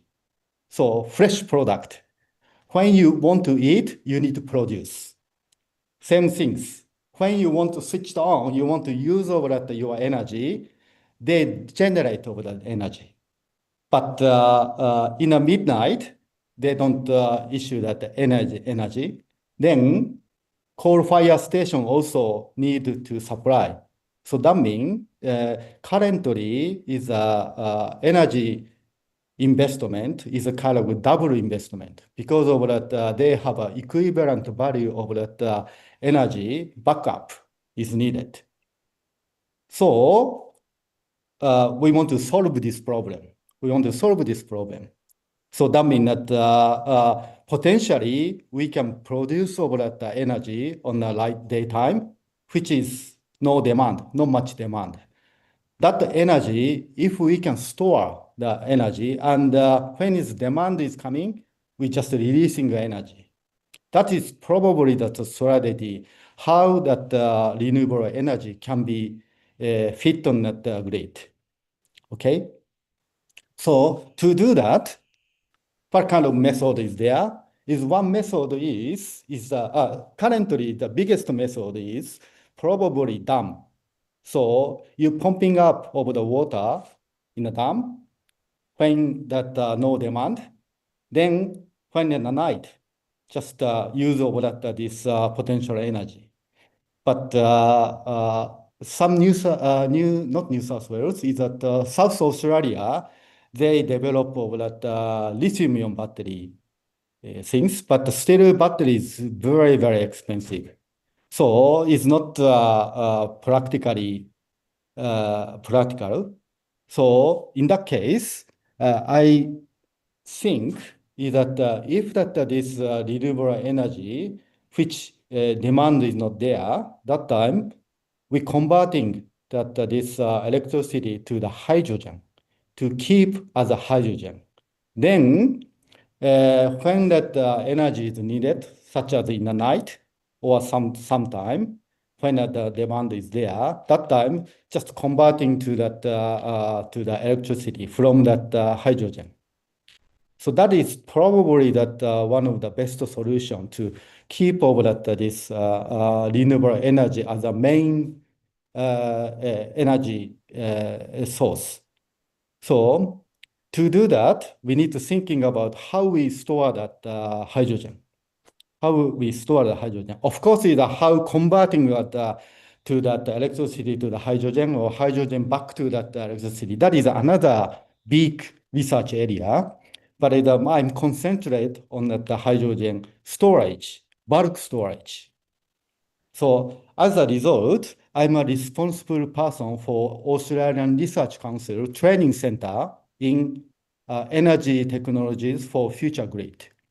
So this one is how that future grid on adapting to that renewable energy. Then my responsibility is using over that the metal hydride to store that hydrogen as a energy source. Okay. Then to store that hydrogen is one of the biggest issue because of that hydrogen gas is very low dense. So is that so that means very bulky. So there are several methods there, and all method is a bit pro and con.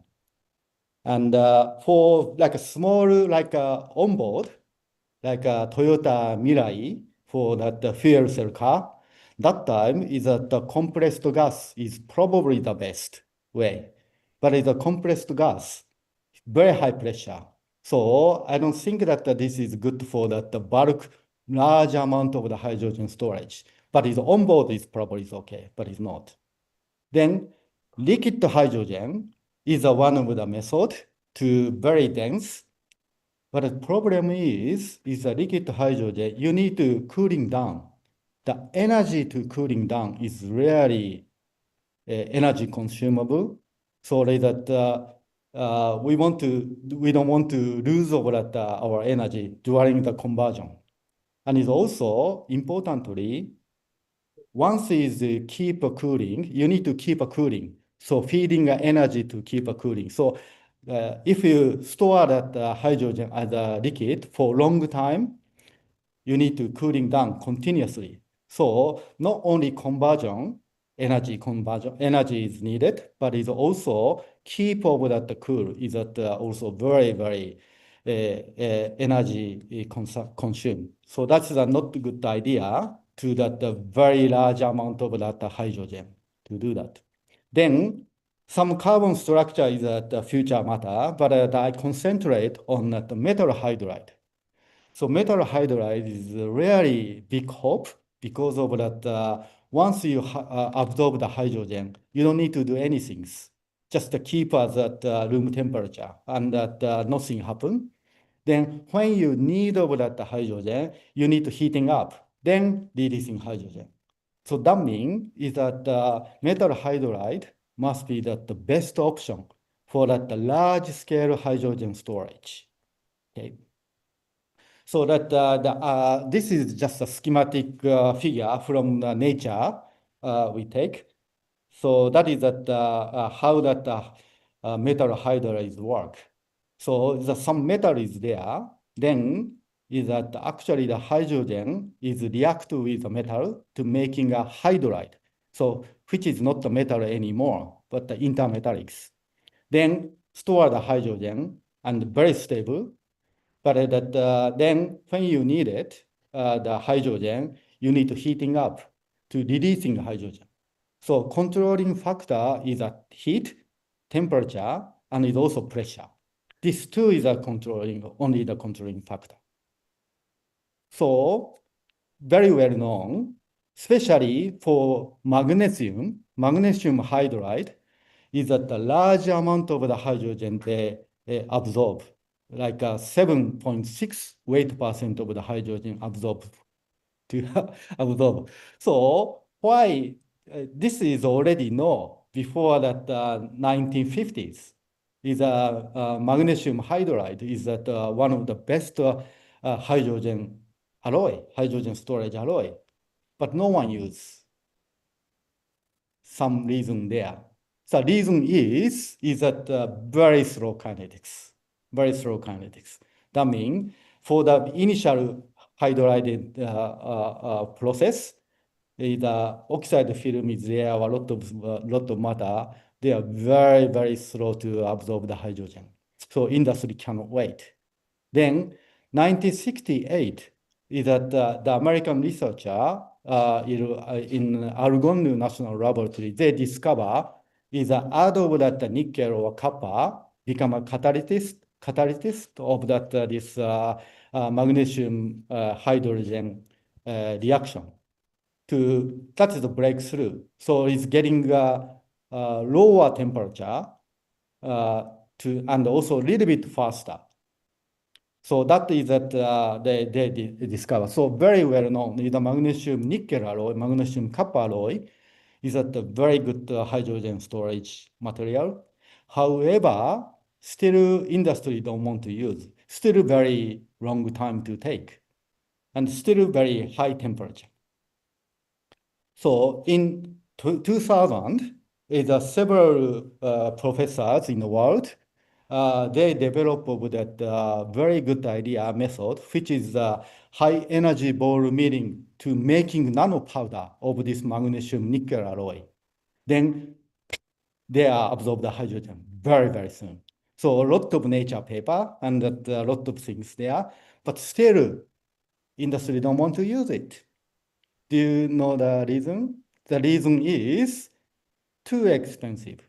Because of that, this energy dense, so when you're making over that this nano powder, you need to spend a huge energy, and not many powder you can produce in a realistic pricing. That's why this is scientifically very interesting, but that practically on the industry not interested in because too expensive. And maybe that too combustible because of non-powder. Then my idea is coming from that the much cheapest way and the realistic way, which is using casting. The cast of that magnesium nickel alloy with a little bit microstructure control. Then modified over that this microstructure to make over that acceptable hydrogen absorption, desorption speed, which is acceptable for the industry. So that is my invention. So that means I just put over that some kind of slogan, say safe and cheap and quick hydrogen delivery for future energy. The idea is just cast, then chop, then put in the reactor, then you can use it straight away, and the industry accepts it. So that means that within 10 minutes, you can absorb the hydrogen, desorb the hydrogen. Instead of that, like 5 days, 6 days, only 10 minutes, you can make it. And it's also, this method is not high energy ball milling, just casting, so that the price of that this material is very close to that material cost, not all other energy cost is not there. Then I got a patent of that. And patent is take from 2nd December 2005. That means this December, my patent will be expired. So another 2 months, but still I'm a inventor of these things. Then this material is a longevity cycling. On this slide showing over that 1,000 times absorbed and desorbed absorption, no degradation. But the company itself already have 2,000 cycles, no problem at all. And that the hydrogen absorption desorption is within 10 minutes, which is kind of a industry acceptable type of speed. Then the material can be produced by the direct chill casting method, which is at mass production, you can make it. So 1 ton of the day, easily to make it. And it also the cost is at lower than $10 per kilogram, which is very close to that raw materials cost. Then originally, no one believed. No one believed. So I wrote about a lot of governmental application to the research application, but it's that no one can get. So I asked about that UniQuest, which is at the Unified Queensland related IP related company who assist over that our invention. Their recommendation is why not to take a patent, and it also create over the company. Then I entered that enterprise winning the business school competition. Then our idea with a small evidence of that experiment won at $100,000 of that time. Then that news is in that local newspaper. They just showing over that these things. This is my half of my head with my invented magnesium casting alloy things. Then we create over that called the Hydrexia. So I make over that this logo of the Hydrexia, and it's also that the company's name in all small letter, not the capital letter. And this company is targeting to replacing over that the hydrogen delivery on the production, delivery from the tube trailer to that small on-site. And smaller than that the tube trailer is a cylinder is still maybe better to be a cylinder. And the large site and the pipeline is probably just as it is, but in between, this kind of the target of that thing, target of the market to replacing of that to the hydrogen storage. Then $9 million investment is actually coming, then to make a Hydrexia company.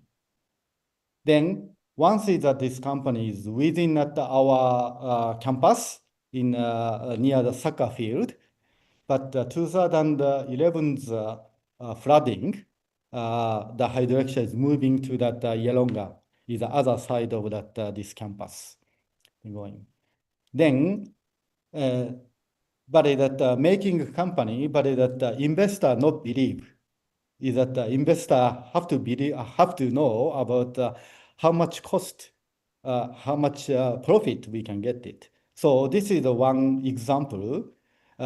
Compare with that normal tube trailer to that our delivery system is how much cost is different things. Then in the US case is that our Hydrexia's delivery system much lower cost.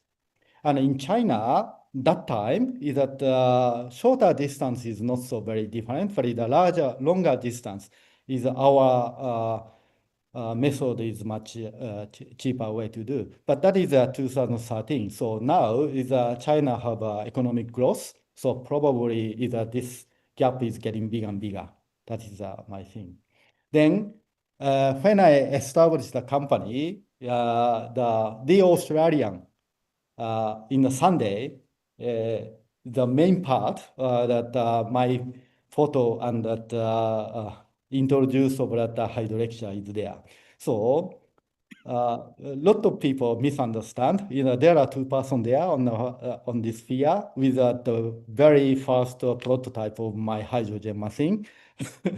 And a left person with tie, he is Mr. Jeffrey Ning, who is a CEO of this company, which we choose over this person. And myself is the right side, but everyone believes over the left one is mine, is Professor Nogita, and the right one is some PhD student. But it's actually on the same age, but that we are very good relationship to making of that he make of that company ongoing, and I take responsibility for that research part. Then the original one is like a spaghetti outside because of that heat distribution we need to start to do. Then we made over that the first product, which is a really good product. I believe over that this product in America already sold. Then that is about 22 kilogram of hydrogen inside of this machine with my hydrogen absorption alloy within 1 megapascal. By the way, that you can see it over at the left, like a red bottle, which is called the G type of cylinder. And this G type of cylinder is just common hydrogen bottle, which is at 15 megapascal, and is only 500 gram of that hydrogen in. So my machine is a hydroxide machine, is a 22 kilogram. So that means that the 44 bottle of that G type of this red cylinder is actually in hydrogen in within that 1 megapascal, not the 15 megapascal. So it's a large amount of the hydrogen we can absorb. Then the next step, they have a 100 kilogram of the hydrogen, which is that 200 bottle of that the hydrogen cylinder one is there. Then the hydroxide receive a lot of award from that Queensland government or global clean tech top 100 company and the Asian Pacific company of the year type of things. But 2016, suddenly, some investor bought of this company. Then after that, 2016, that company will been to China. I think that in Shanghai. Then after that, I have no connection with this hydroxide, unfortunately. But the hydroxide is a really good company to growing in China. So before 2014, that they showed up that the hydroxide in the website, and that they introduced over the UQ as well. But I don't know why, but from last year, they changed over the logo, and hydroxide is also capital letter, and they say that starting from that 2016, which is they bought over this company. But now I saw this hydroxide is getting growing, and I saw on their website said that over 20% market share in both the hydrogen purification market and the hydrogen refilling station in China. So that means that become a huge company. And I found I have no direct connection with them since 2016, but they have a lot of branch in Singapore, Malaysia, and Japan, and US, and a lot of place. And they have a world first case of solid hydrogen export from Shanghai to Malaysia. So they achieve over this kind of delivery they achieve. Then just recently I saw this is related to the Indonesia. So hydroxide looks like have a MOU with that Indonesian gas company. So they start over that some my technology become expand over that these things type of things. So that is the hydroxia, but this is more like a little bit like a technological matter. So I believe you audience want to know how I discover all these things. So I just take over that 10 minutes or so. How I discover over that these things now. Okay. So how to discover? When I migrate to Australia from Japan to take a solidification group postdoc, so my job is a aluminum silicon foundry alloy to modify over that eutectic area. So aluminum silicon alloy, maybe your car use over the aluminum silicon wheel. And this aluminum silicon alloy is not just normal aluminum silicon alloy. You see the left side of the metallography, and the white part is aluminum dendrite, and black part, darker part is the silicon. And the silicon is very, very faceted, so the sharp, brittle. That's why this alloy is structurally not sound. However, before you just cast, you add over that sodium or strontium very small amount, then all casting conditions same, but that the microstructure can be dramatically changed to the very fine. That we call that modification. Then structurally, mechanically very, very good. That's why all of that product of like a wheel using this method to modify over that eutectic silicon. That is very well known. But I study over that very well known by that industry, but we still don't understand the mechanism why this microstructure changes happen. So that is my first job at University of Queensland after migrate to Australia. Then that means this is the phase diagram. Maybe that some of you remember when you were university days is aluminum, silicon, and phase diagram.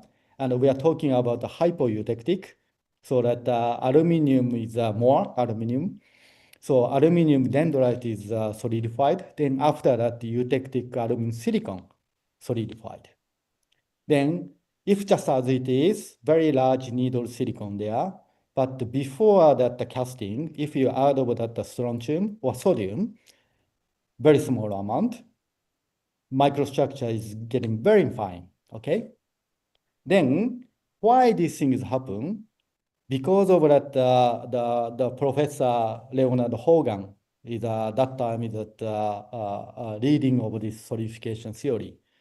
He discovered this theory is called the twin plane reentrant edge theory, which is that some element, sodium and strontium, is sit on at the front line of that silicon growth.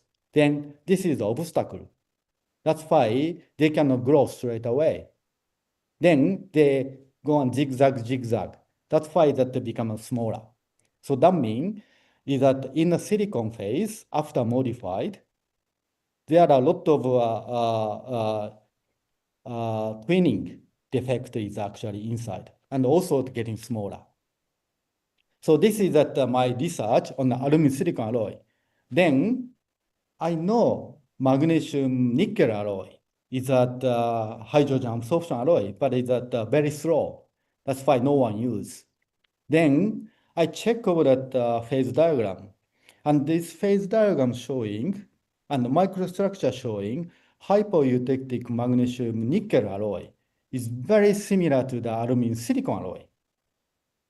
That means is aluminum magnesium dendrite and very sharp Mg2 nickel intermetallic phase in a eutectic. In that case, my question is, if this is that the system is very similar to aluminum silicon alloy, maybe if you add of the strontium or sodium before the casting, the eutectic intermetallics can be very, very small.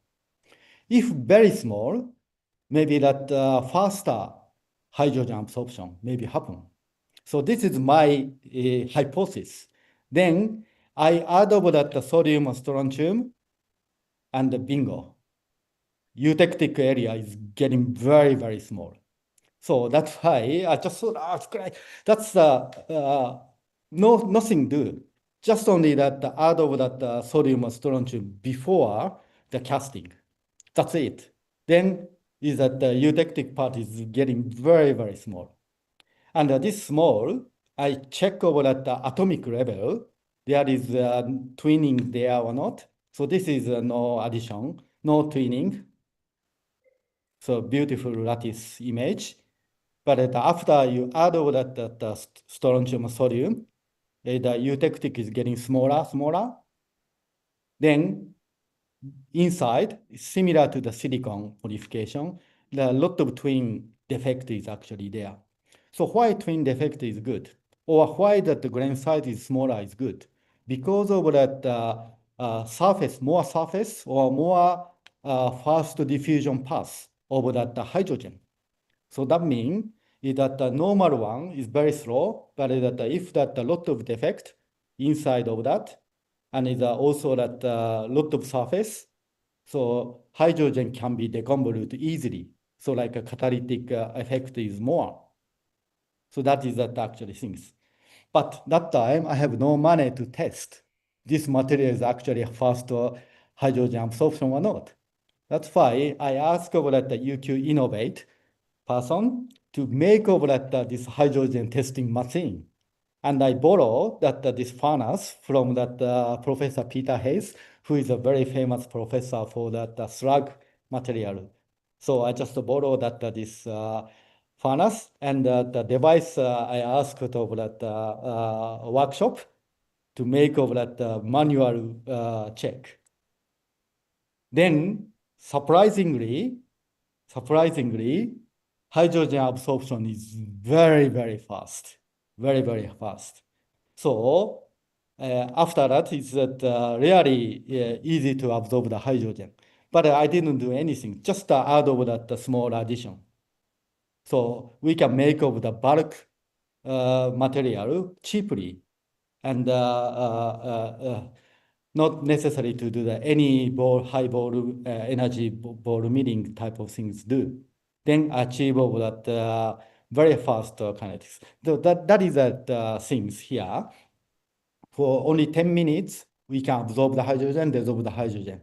And it also several thousand cycle, no degradation actually happen. So when you see that the surface of this magnesium things, then we can see over the darker part is a magnesium body.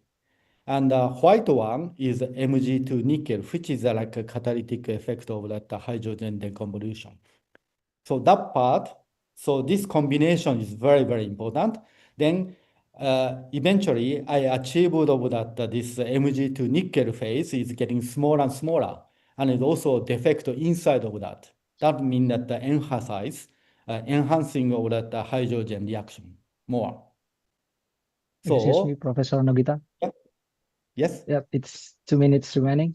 Yes, I finish now. Thank you. So this is that method, so I just find it in. So that's a good timing. So conclusion is that the hydrogen can be used for an alternate energy source, and store and transport of the hydrogen is challenging, but metal hydride is one of that method for that store the hydrogen. And that must be the very big advantage for using for as a renewable energy grid integration. So if you are interested in, recently we published over that review of that that paper. So you can visit over that. Or if you cannot believe my talk today, I provide over that a lot of related to the paper. So you can read over that all this paper to understand over that what I talking about. But in other way, only 50 minutes, but 45 minutes, but equivalent to that you read over that like 30, 40 papers today. So cost of performance must be very, very good today, I believe. So thank you very much. Thank you, Professor Kazuhiro Yeah. Nogita, for your presentation. And that's, well, PLNers, that's all for the presentation by Professor Nogita. Thank you for listening. And now we will open Q&A session for the next 15 minutes. And if anyone would like to say and give some question, you can start use the raise hand feature. I've seen one or two raise feature here. And before each question, please say your name, which unit are you from, and then followed by your question. The first question is from Mas Ahmad Syarif Hidayatullah. I give you time to you. Okay, good afternoon, everyone. Thank you, Bang Josia, for the opportunity. Nogita Sensei, juga arigatou gozaimasu. Thank you very much. Boku no shitsumon wa tada futatsu desu. It's a bit unrelated to the battery itself, but would Moore's law apply to the development of solid-state hydrocell or renewable energy storage? Moore's law is an observation by Gordon E. Moore that states the number of the transistor in the processor will double every year. But we know that battery doesn't have transistor. What I mean is, will it be possible that every year the battery will be smaller while the cost of production, the battery will be more compact and the cost of the production itself will halve by every year? And the second question, we know that Indonesia and Japan are more alike in terms of the shape of the country, since they are both archipelagic country. How is the usage and transportation of solid-state renewable energy storage there? And will it be possible to apply what has been done there in Indonesia? Even though we know that the distance between islands of Japan and Indonesia are quite different. Aratamete arigatou gozaimasu. Konnichiwa. Good afternoon, everyone. Yes, thank you very much for that. Yeah, I'm background is Japanese, but I'm talking as a Australia because of that I'm working on Australian things. But Okay. anyway, first question is very critical. As you said, is that Moore's law every year double it, every 2 years double it, which is that happen in a semiconductor. That's why we got over that flourish now, isn't it? When I was a student, is that supercomputer, I used the Hitachi supercomputer to calculate over that some nuclear matter, but it's now my iPhone here, faster than that time supercomputer. Yes. So this kind of things happen. But unfortunately for battery or hydrogen storage things, this is more physical matter, physical nature. That means theoretical maximum never change. So that means if you use a magnesium, 7.6 weight percent of the hydrogen absorption, that is the maximum, they never change. So we try to do up to this one.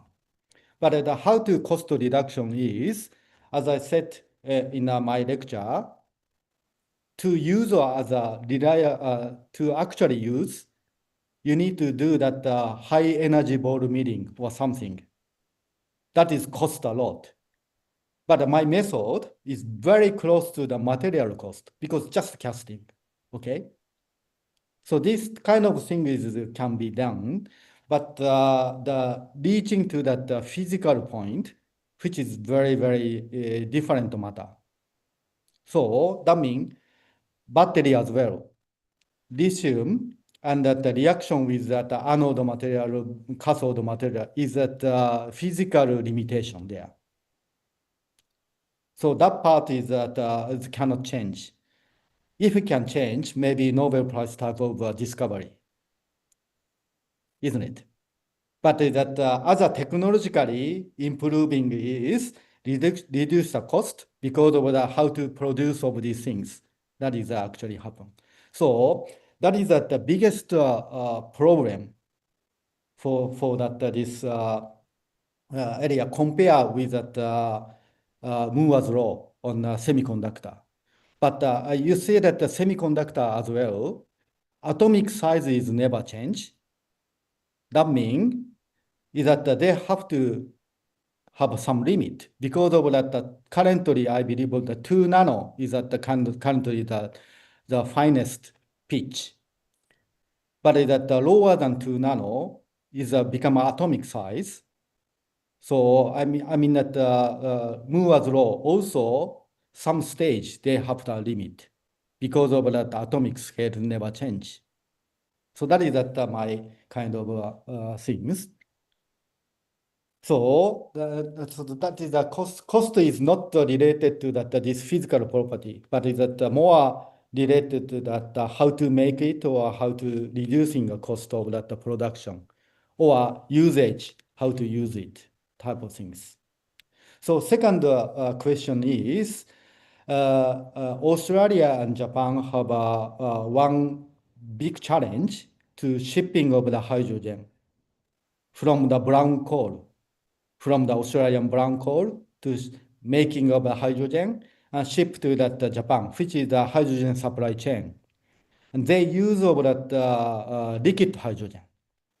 So liquid hydrogen tanker. But it take 1 month. Then hydrogen is evaporate during of that this shipping. Because of that hydrogen is minus 240 some degree, you need to cooling down. So that's why it's very difficult, especially in Indonesia. It's very hot. So if you're cooling down the liquid hydrogen, I believe over that very energy, wasting energy to cooling down.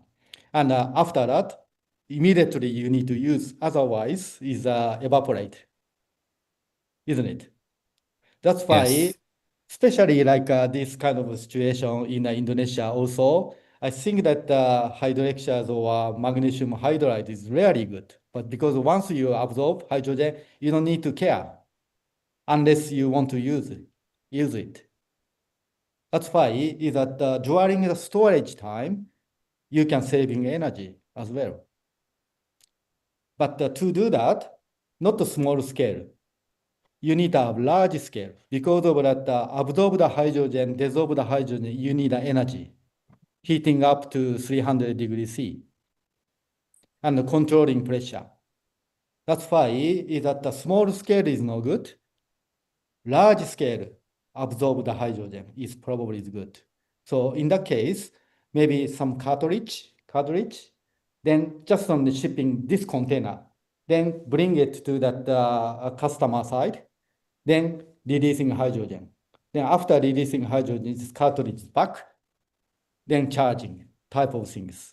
So not all device, just only the cartridge to shipping. That's probably that a very good way, I believe. Yeah, is that okay? Answer all that? Yes, that's okay. That helps. That answers my question. Thank you very much, Professor Nagita. Thank you, Mas Ahmad Syarif Hidayatullah and Professor Kazuhiro. And we can move to the next question. There is one raised hand here. The next question coming from Mas Fernando Jonas Sitorus. Okay. Please say your name, where are you from, and followed by the question. Time is yours. Okay, thank you. My name is Fernando Jonas Sitorus. Professor Nagita Gokoen, arigatou gozaimashita. Professor Nagita highlight how magnesium-based hard drives can make hydrogen storage safer and denser. Yet, challenges remain in cost, efficiency, and large-scale integration. This has raised an important question for the future of energy transition. What is the single most critical breakthrough, material, engineering, or policy that must happen to make solid state hydrogen storage truly viable at industrial scale. That's it. Yeah, that's because of that. I believe of that this method is the best method, and even compatible with that ammonia. You know that other competitor is as I show is liquid hydrogen is one competitor. And another competitor is as I said, I didn't mention, but ammonia, to making as ammonia to kind of store the hydrogen. That is another method to do that. So this is a little bit out of my area because of that. This is more commercially available type of things.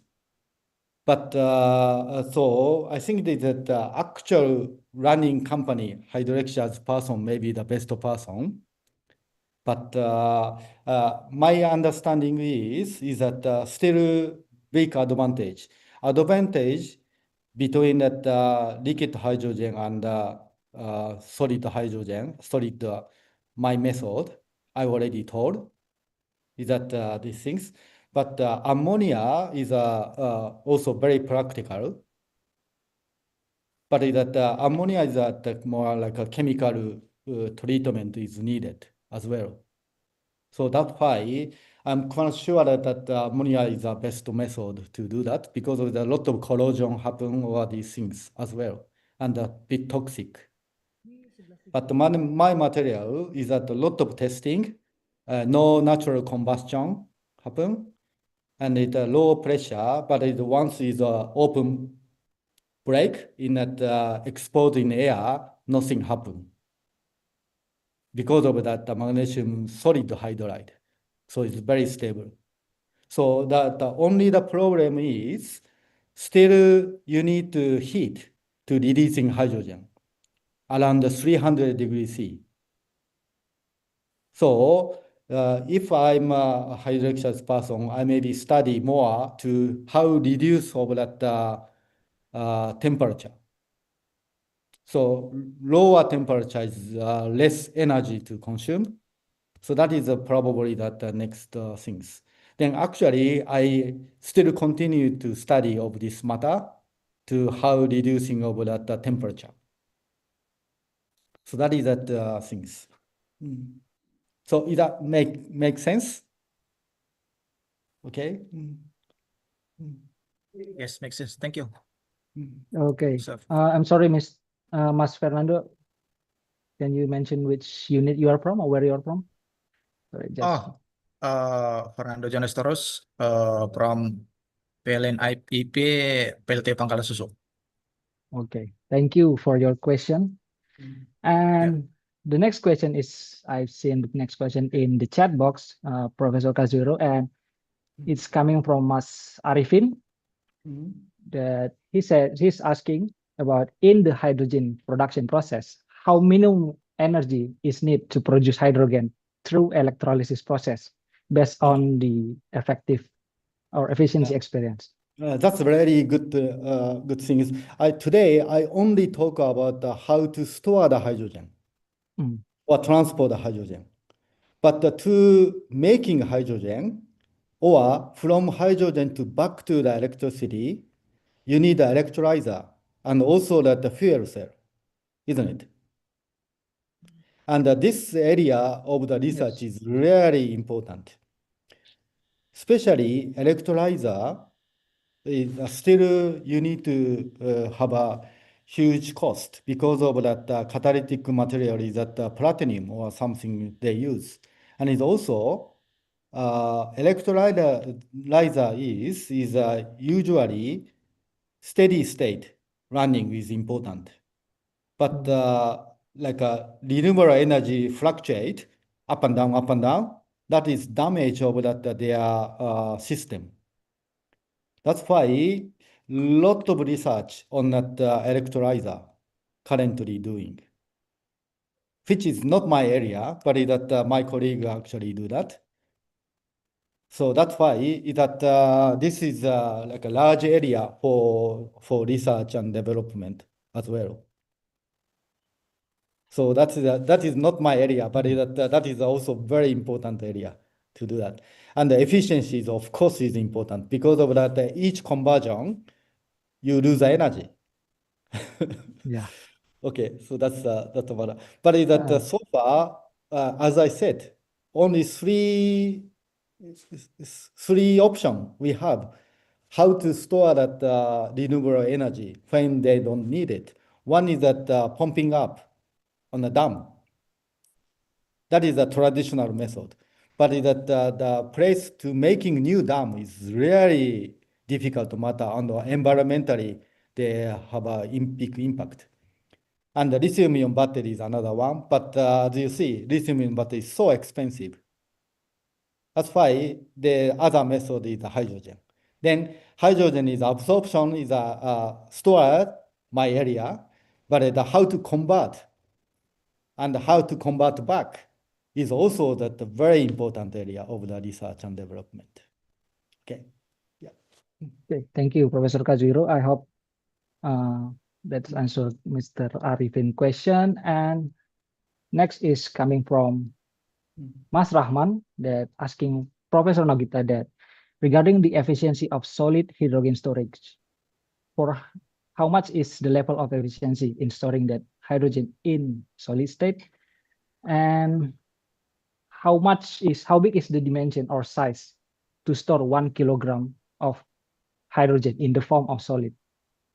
Maybe Professor. Okay, that's thank you. This is just hydroxide one is about 6% of the hydrogen can be absorbed. 6%.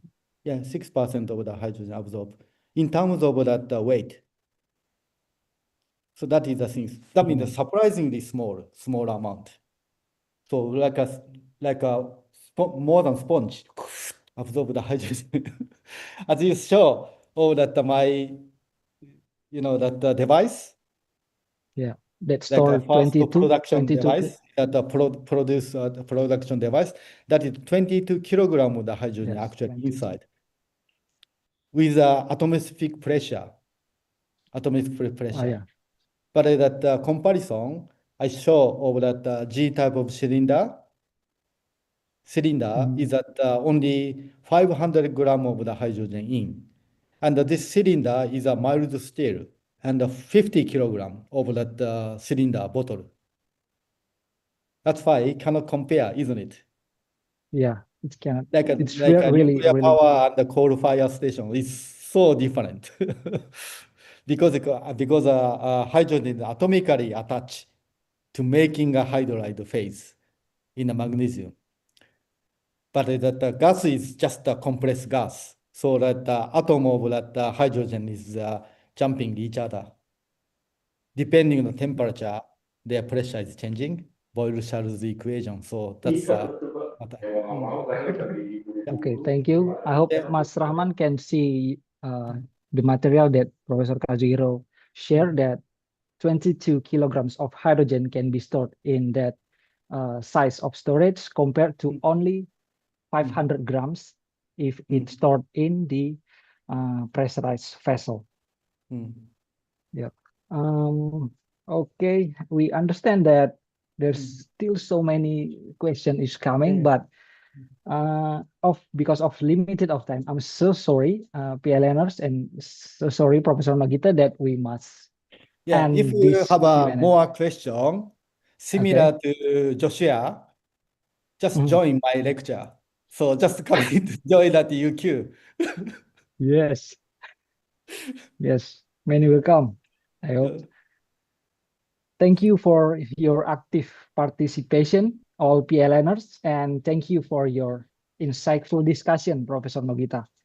And by the way, Professor, do you have any closing statement for us PLNers today? Maybe many PLNers will be interested and contacting you to become your student in the future. That's one point is I'm a researcher and not a business person. That's why I show my patent is actually expired this 2nd of December this year because of 20 years. But I have to say, once the Hydrexia asked me to quit the university and be a CTO, I reject because of that. As I show on the first slide, I decided my life must be researcher, not own company or business. So I prioritize my research career. That means I need to give up of that money making. So currently, zero money from this patent because of that this Hydrexia on. But I'm okay. I'm not upset at all because of that. If I own that company, maybe business not good. So that's why maybe that if you want to be an entrepreneur, I think that you need to find your character, which way you are running company or you are technical person. Maybe two person is needed. I believe. One person to do both is, I don't think that any things. Yes, but that is probably the things. Then I'm pretty happy if that my technology is worldwide. In 10 years later, everyone use my technology. Whatever I don't get any money, but maybe I got the Nobel Prize. Yes, we also I already secured photo with That's you. why that my aim is enjoy my research, so which is fine. But if you aim over that more established company or things, you need to thinking about a different way. Yeah. Okay. Okay, thank you, Professor Nogita. I really hope that Hydrexia will contact you soon. Let's see. And I also hopefully that another collaboration will become between PLN, University of Queensland, and also you in the future. So, ladies and gentlemen, please give applause to our keynote speaker today, Professor Kazuhiro Nogita. Thank you very much. I believe our discussion will be beneficial to all of us, as well as our company, in order to counter the mismatch problem and demand and also the renewable energy source as one of the question coming in Indonesia to achieve our net zero target in 2060. Thank you and good afternoon, everyone, all planners, Professor Kazuhiro, Ms. Holipil. Wassalamualaikum warahmatullahi wabarakatuh. I will hand over this opportunity back to our MC, Mbak Shelly. Thank you very much, everyone.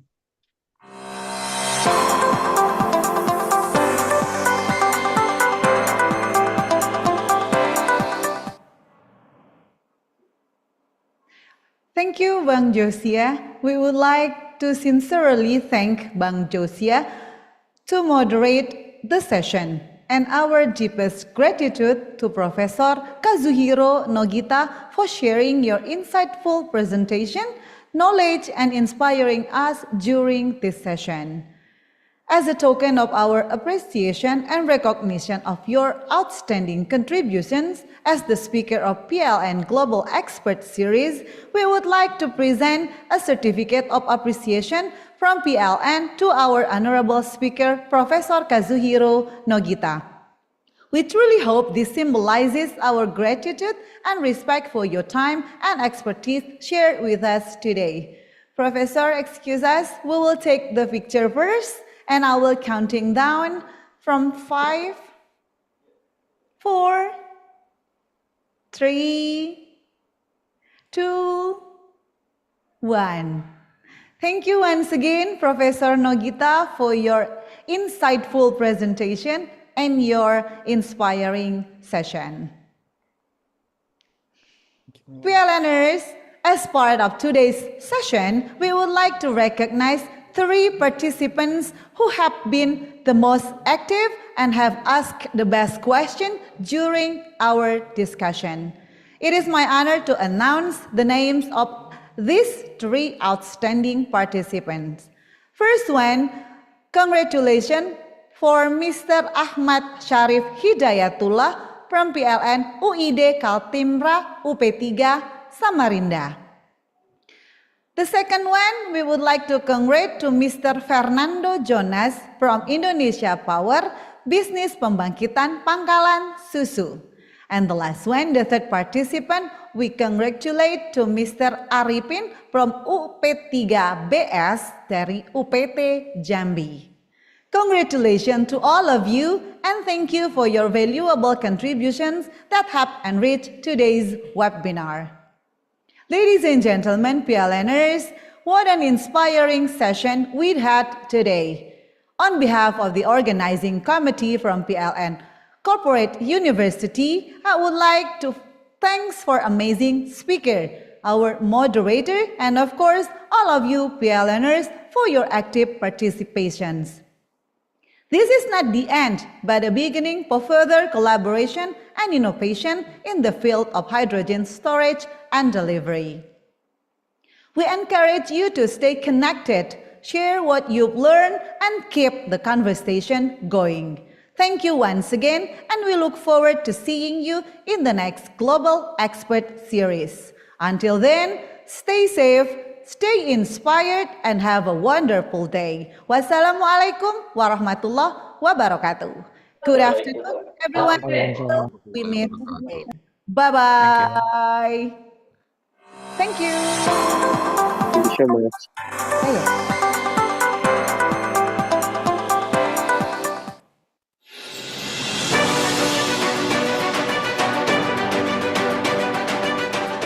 The development of electric vehicles in Indonesia is significantly scaled up, especially after Presidential Regulation Number 55 of 2019 on the acceleration of battery-based electric vehicle program. As one of the keys to energy transition and achieving the net zero emission 2060 target, PT PLN Persero ended from the government of Indonesia to scale up electric vehicle ecosystem by expanding public vehicle charging station (SPKLU), public electric vehicle battery exchange station (SPBKLU), and home charging services. Indonesia continues to drive transformation toward the era of electrification. By the end of 2022, 580 SPKLU will operate across Indonesia. For electric motorcycle, PLN will gradually build 4,900 SPBKLU. E-mobility is the key unlock to decarbonizing the transport sector, decreasing dependency on import fossil-based fuels, effectively relocating the state budget to support the use of domestically produced energy, and achieving national energy sovereignty. Besides collaborating with stakeholders to accelerate the electric vehicle ecosystem, PLN also continues to conduct studies on technological, economic, and business model innovations to expand the SPKLU and SPBKLU infrastructure. The cost of using an electric vehicle is cheaper than an ICE vehicle. Therefore, charging infrastructure reliability for electric vehicles is critical to make it easier for people to switch to electric ones. Untuk motor listrik ini satu baterainya jarak tempuhnya bisa 60 km, kecepatan maksimalnya 60 km per jam. Kalau motor listrik kita cuman swap doang. Kalau dengan motor listrik ini, kalau menurut saya sih lebih efisien ya.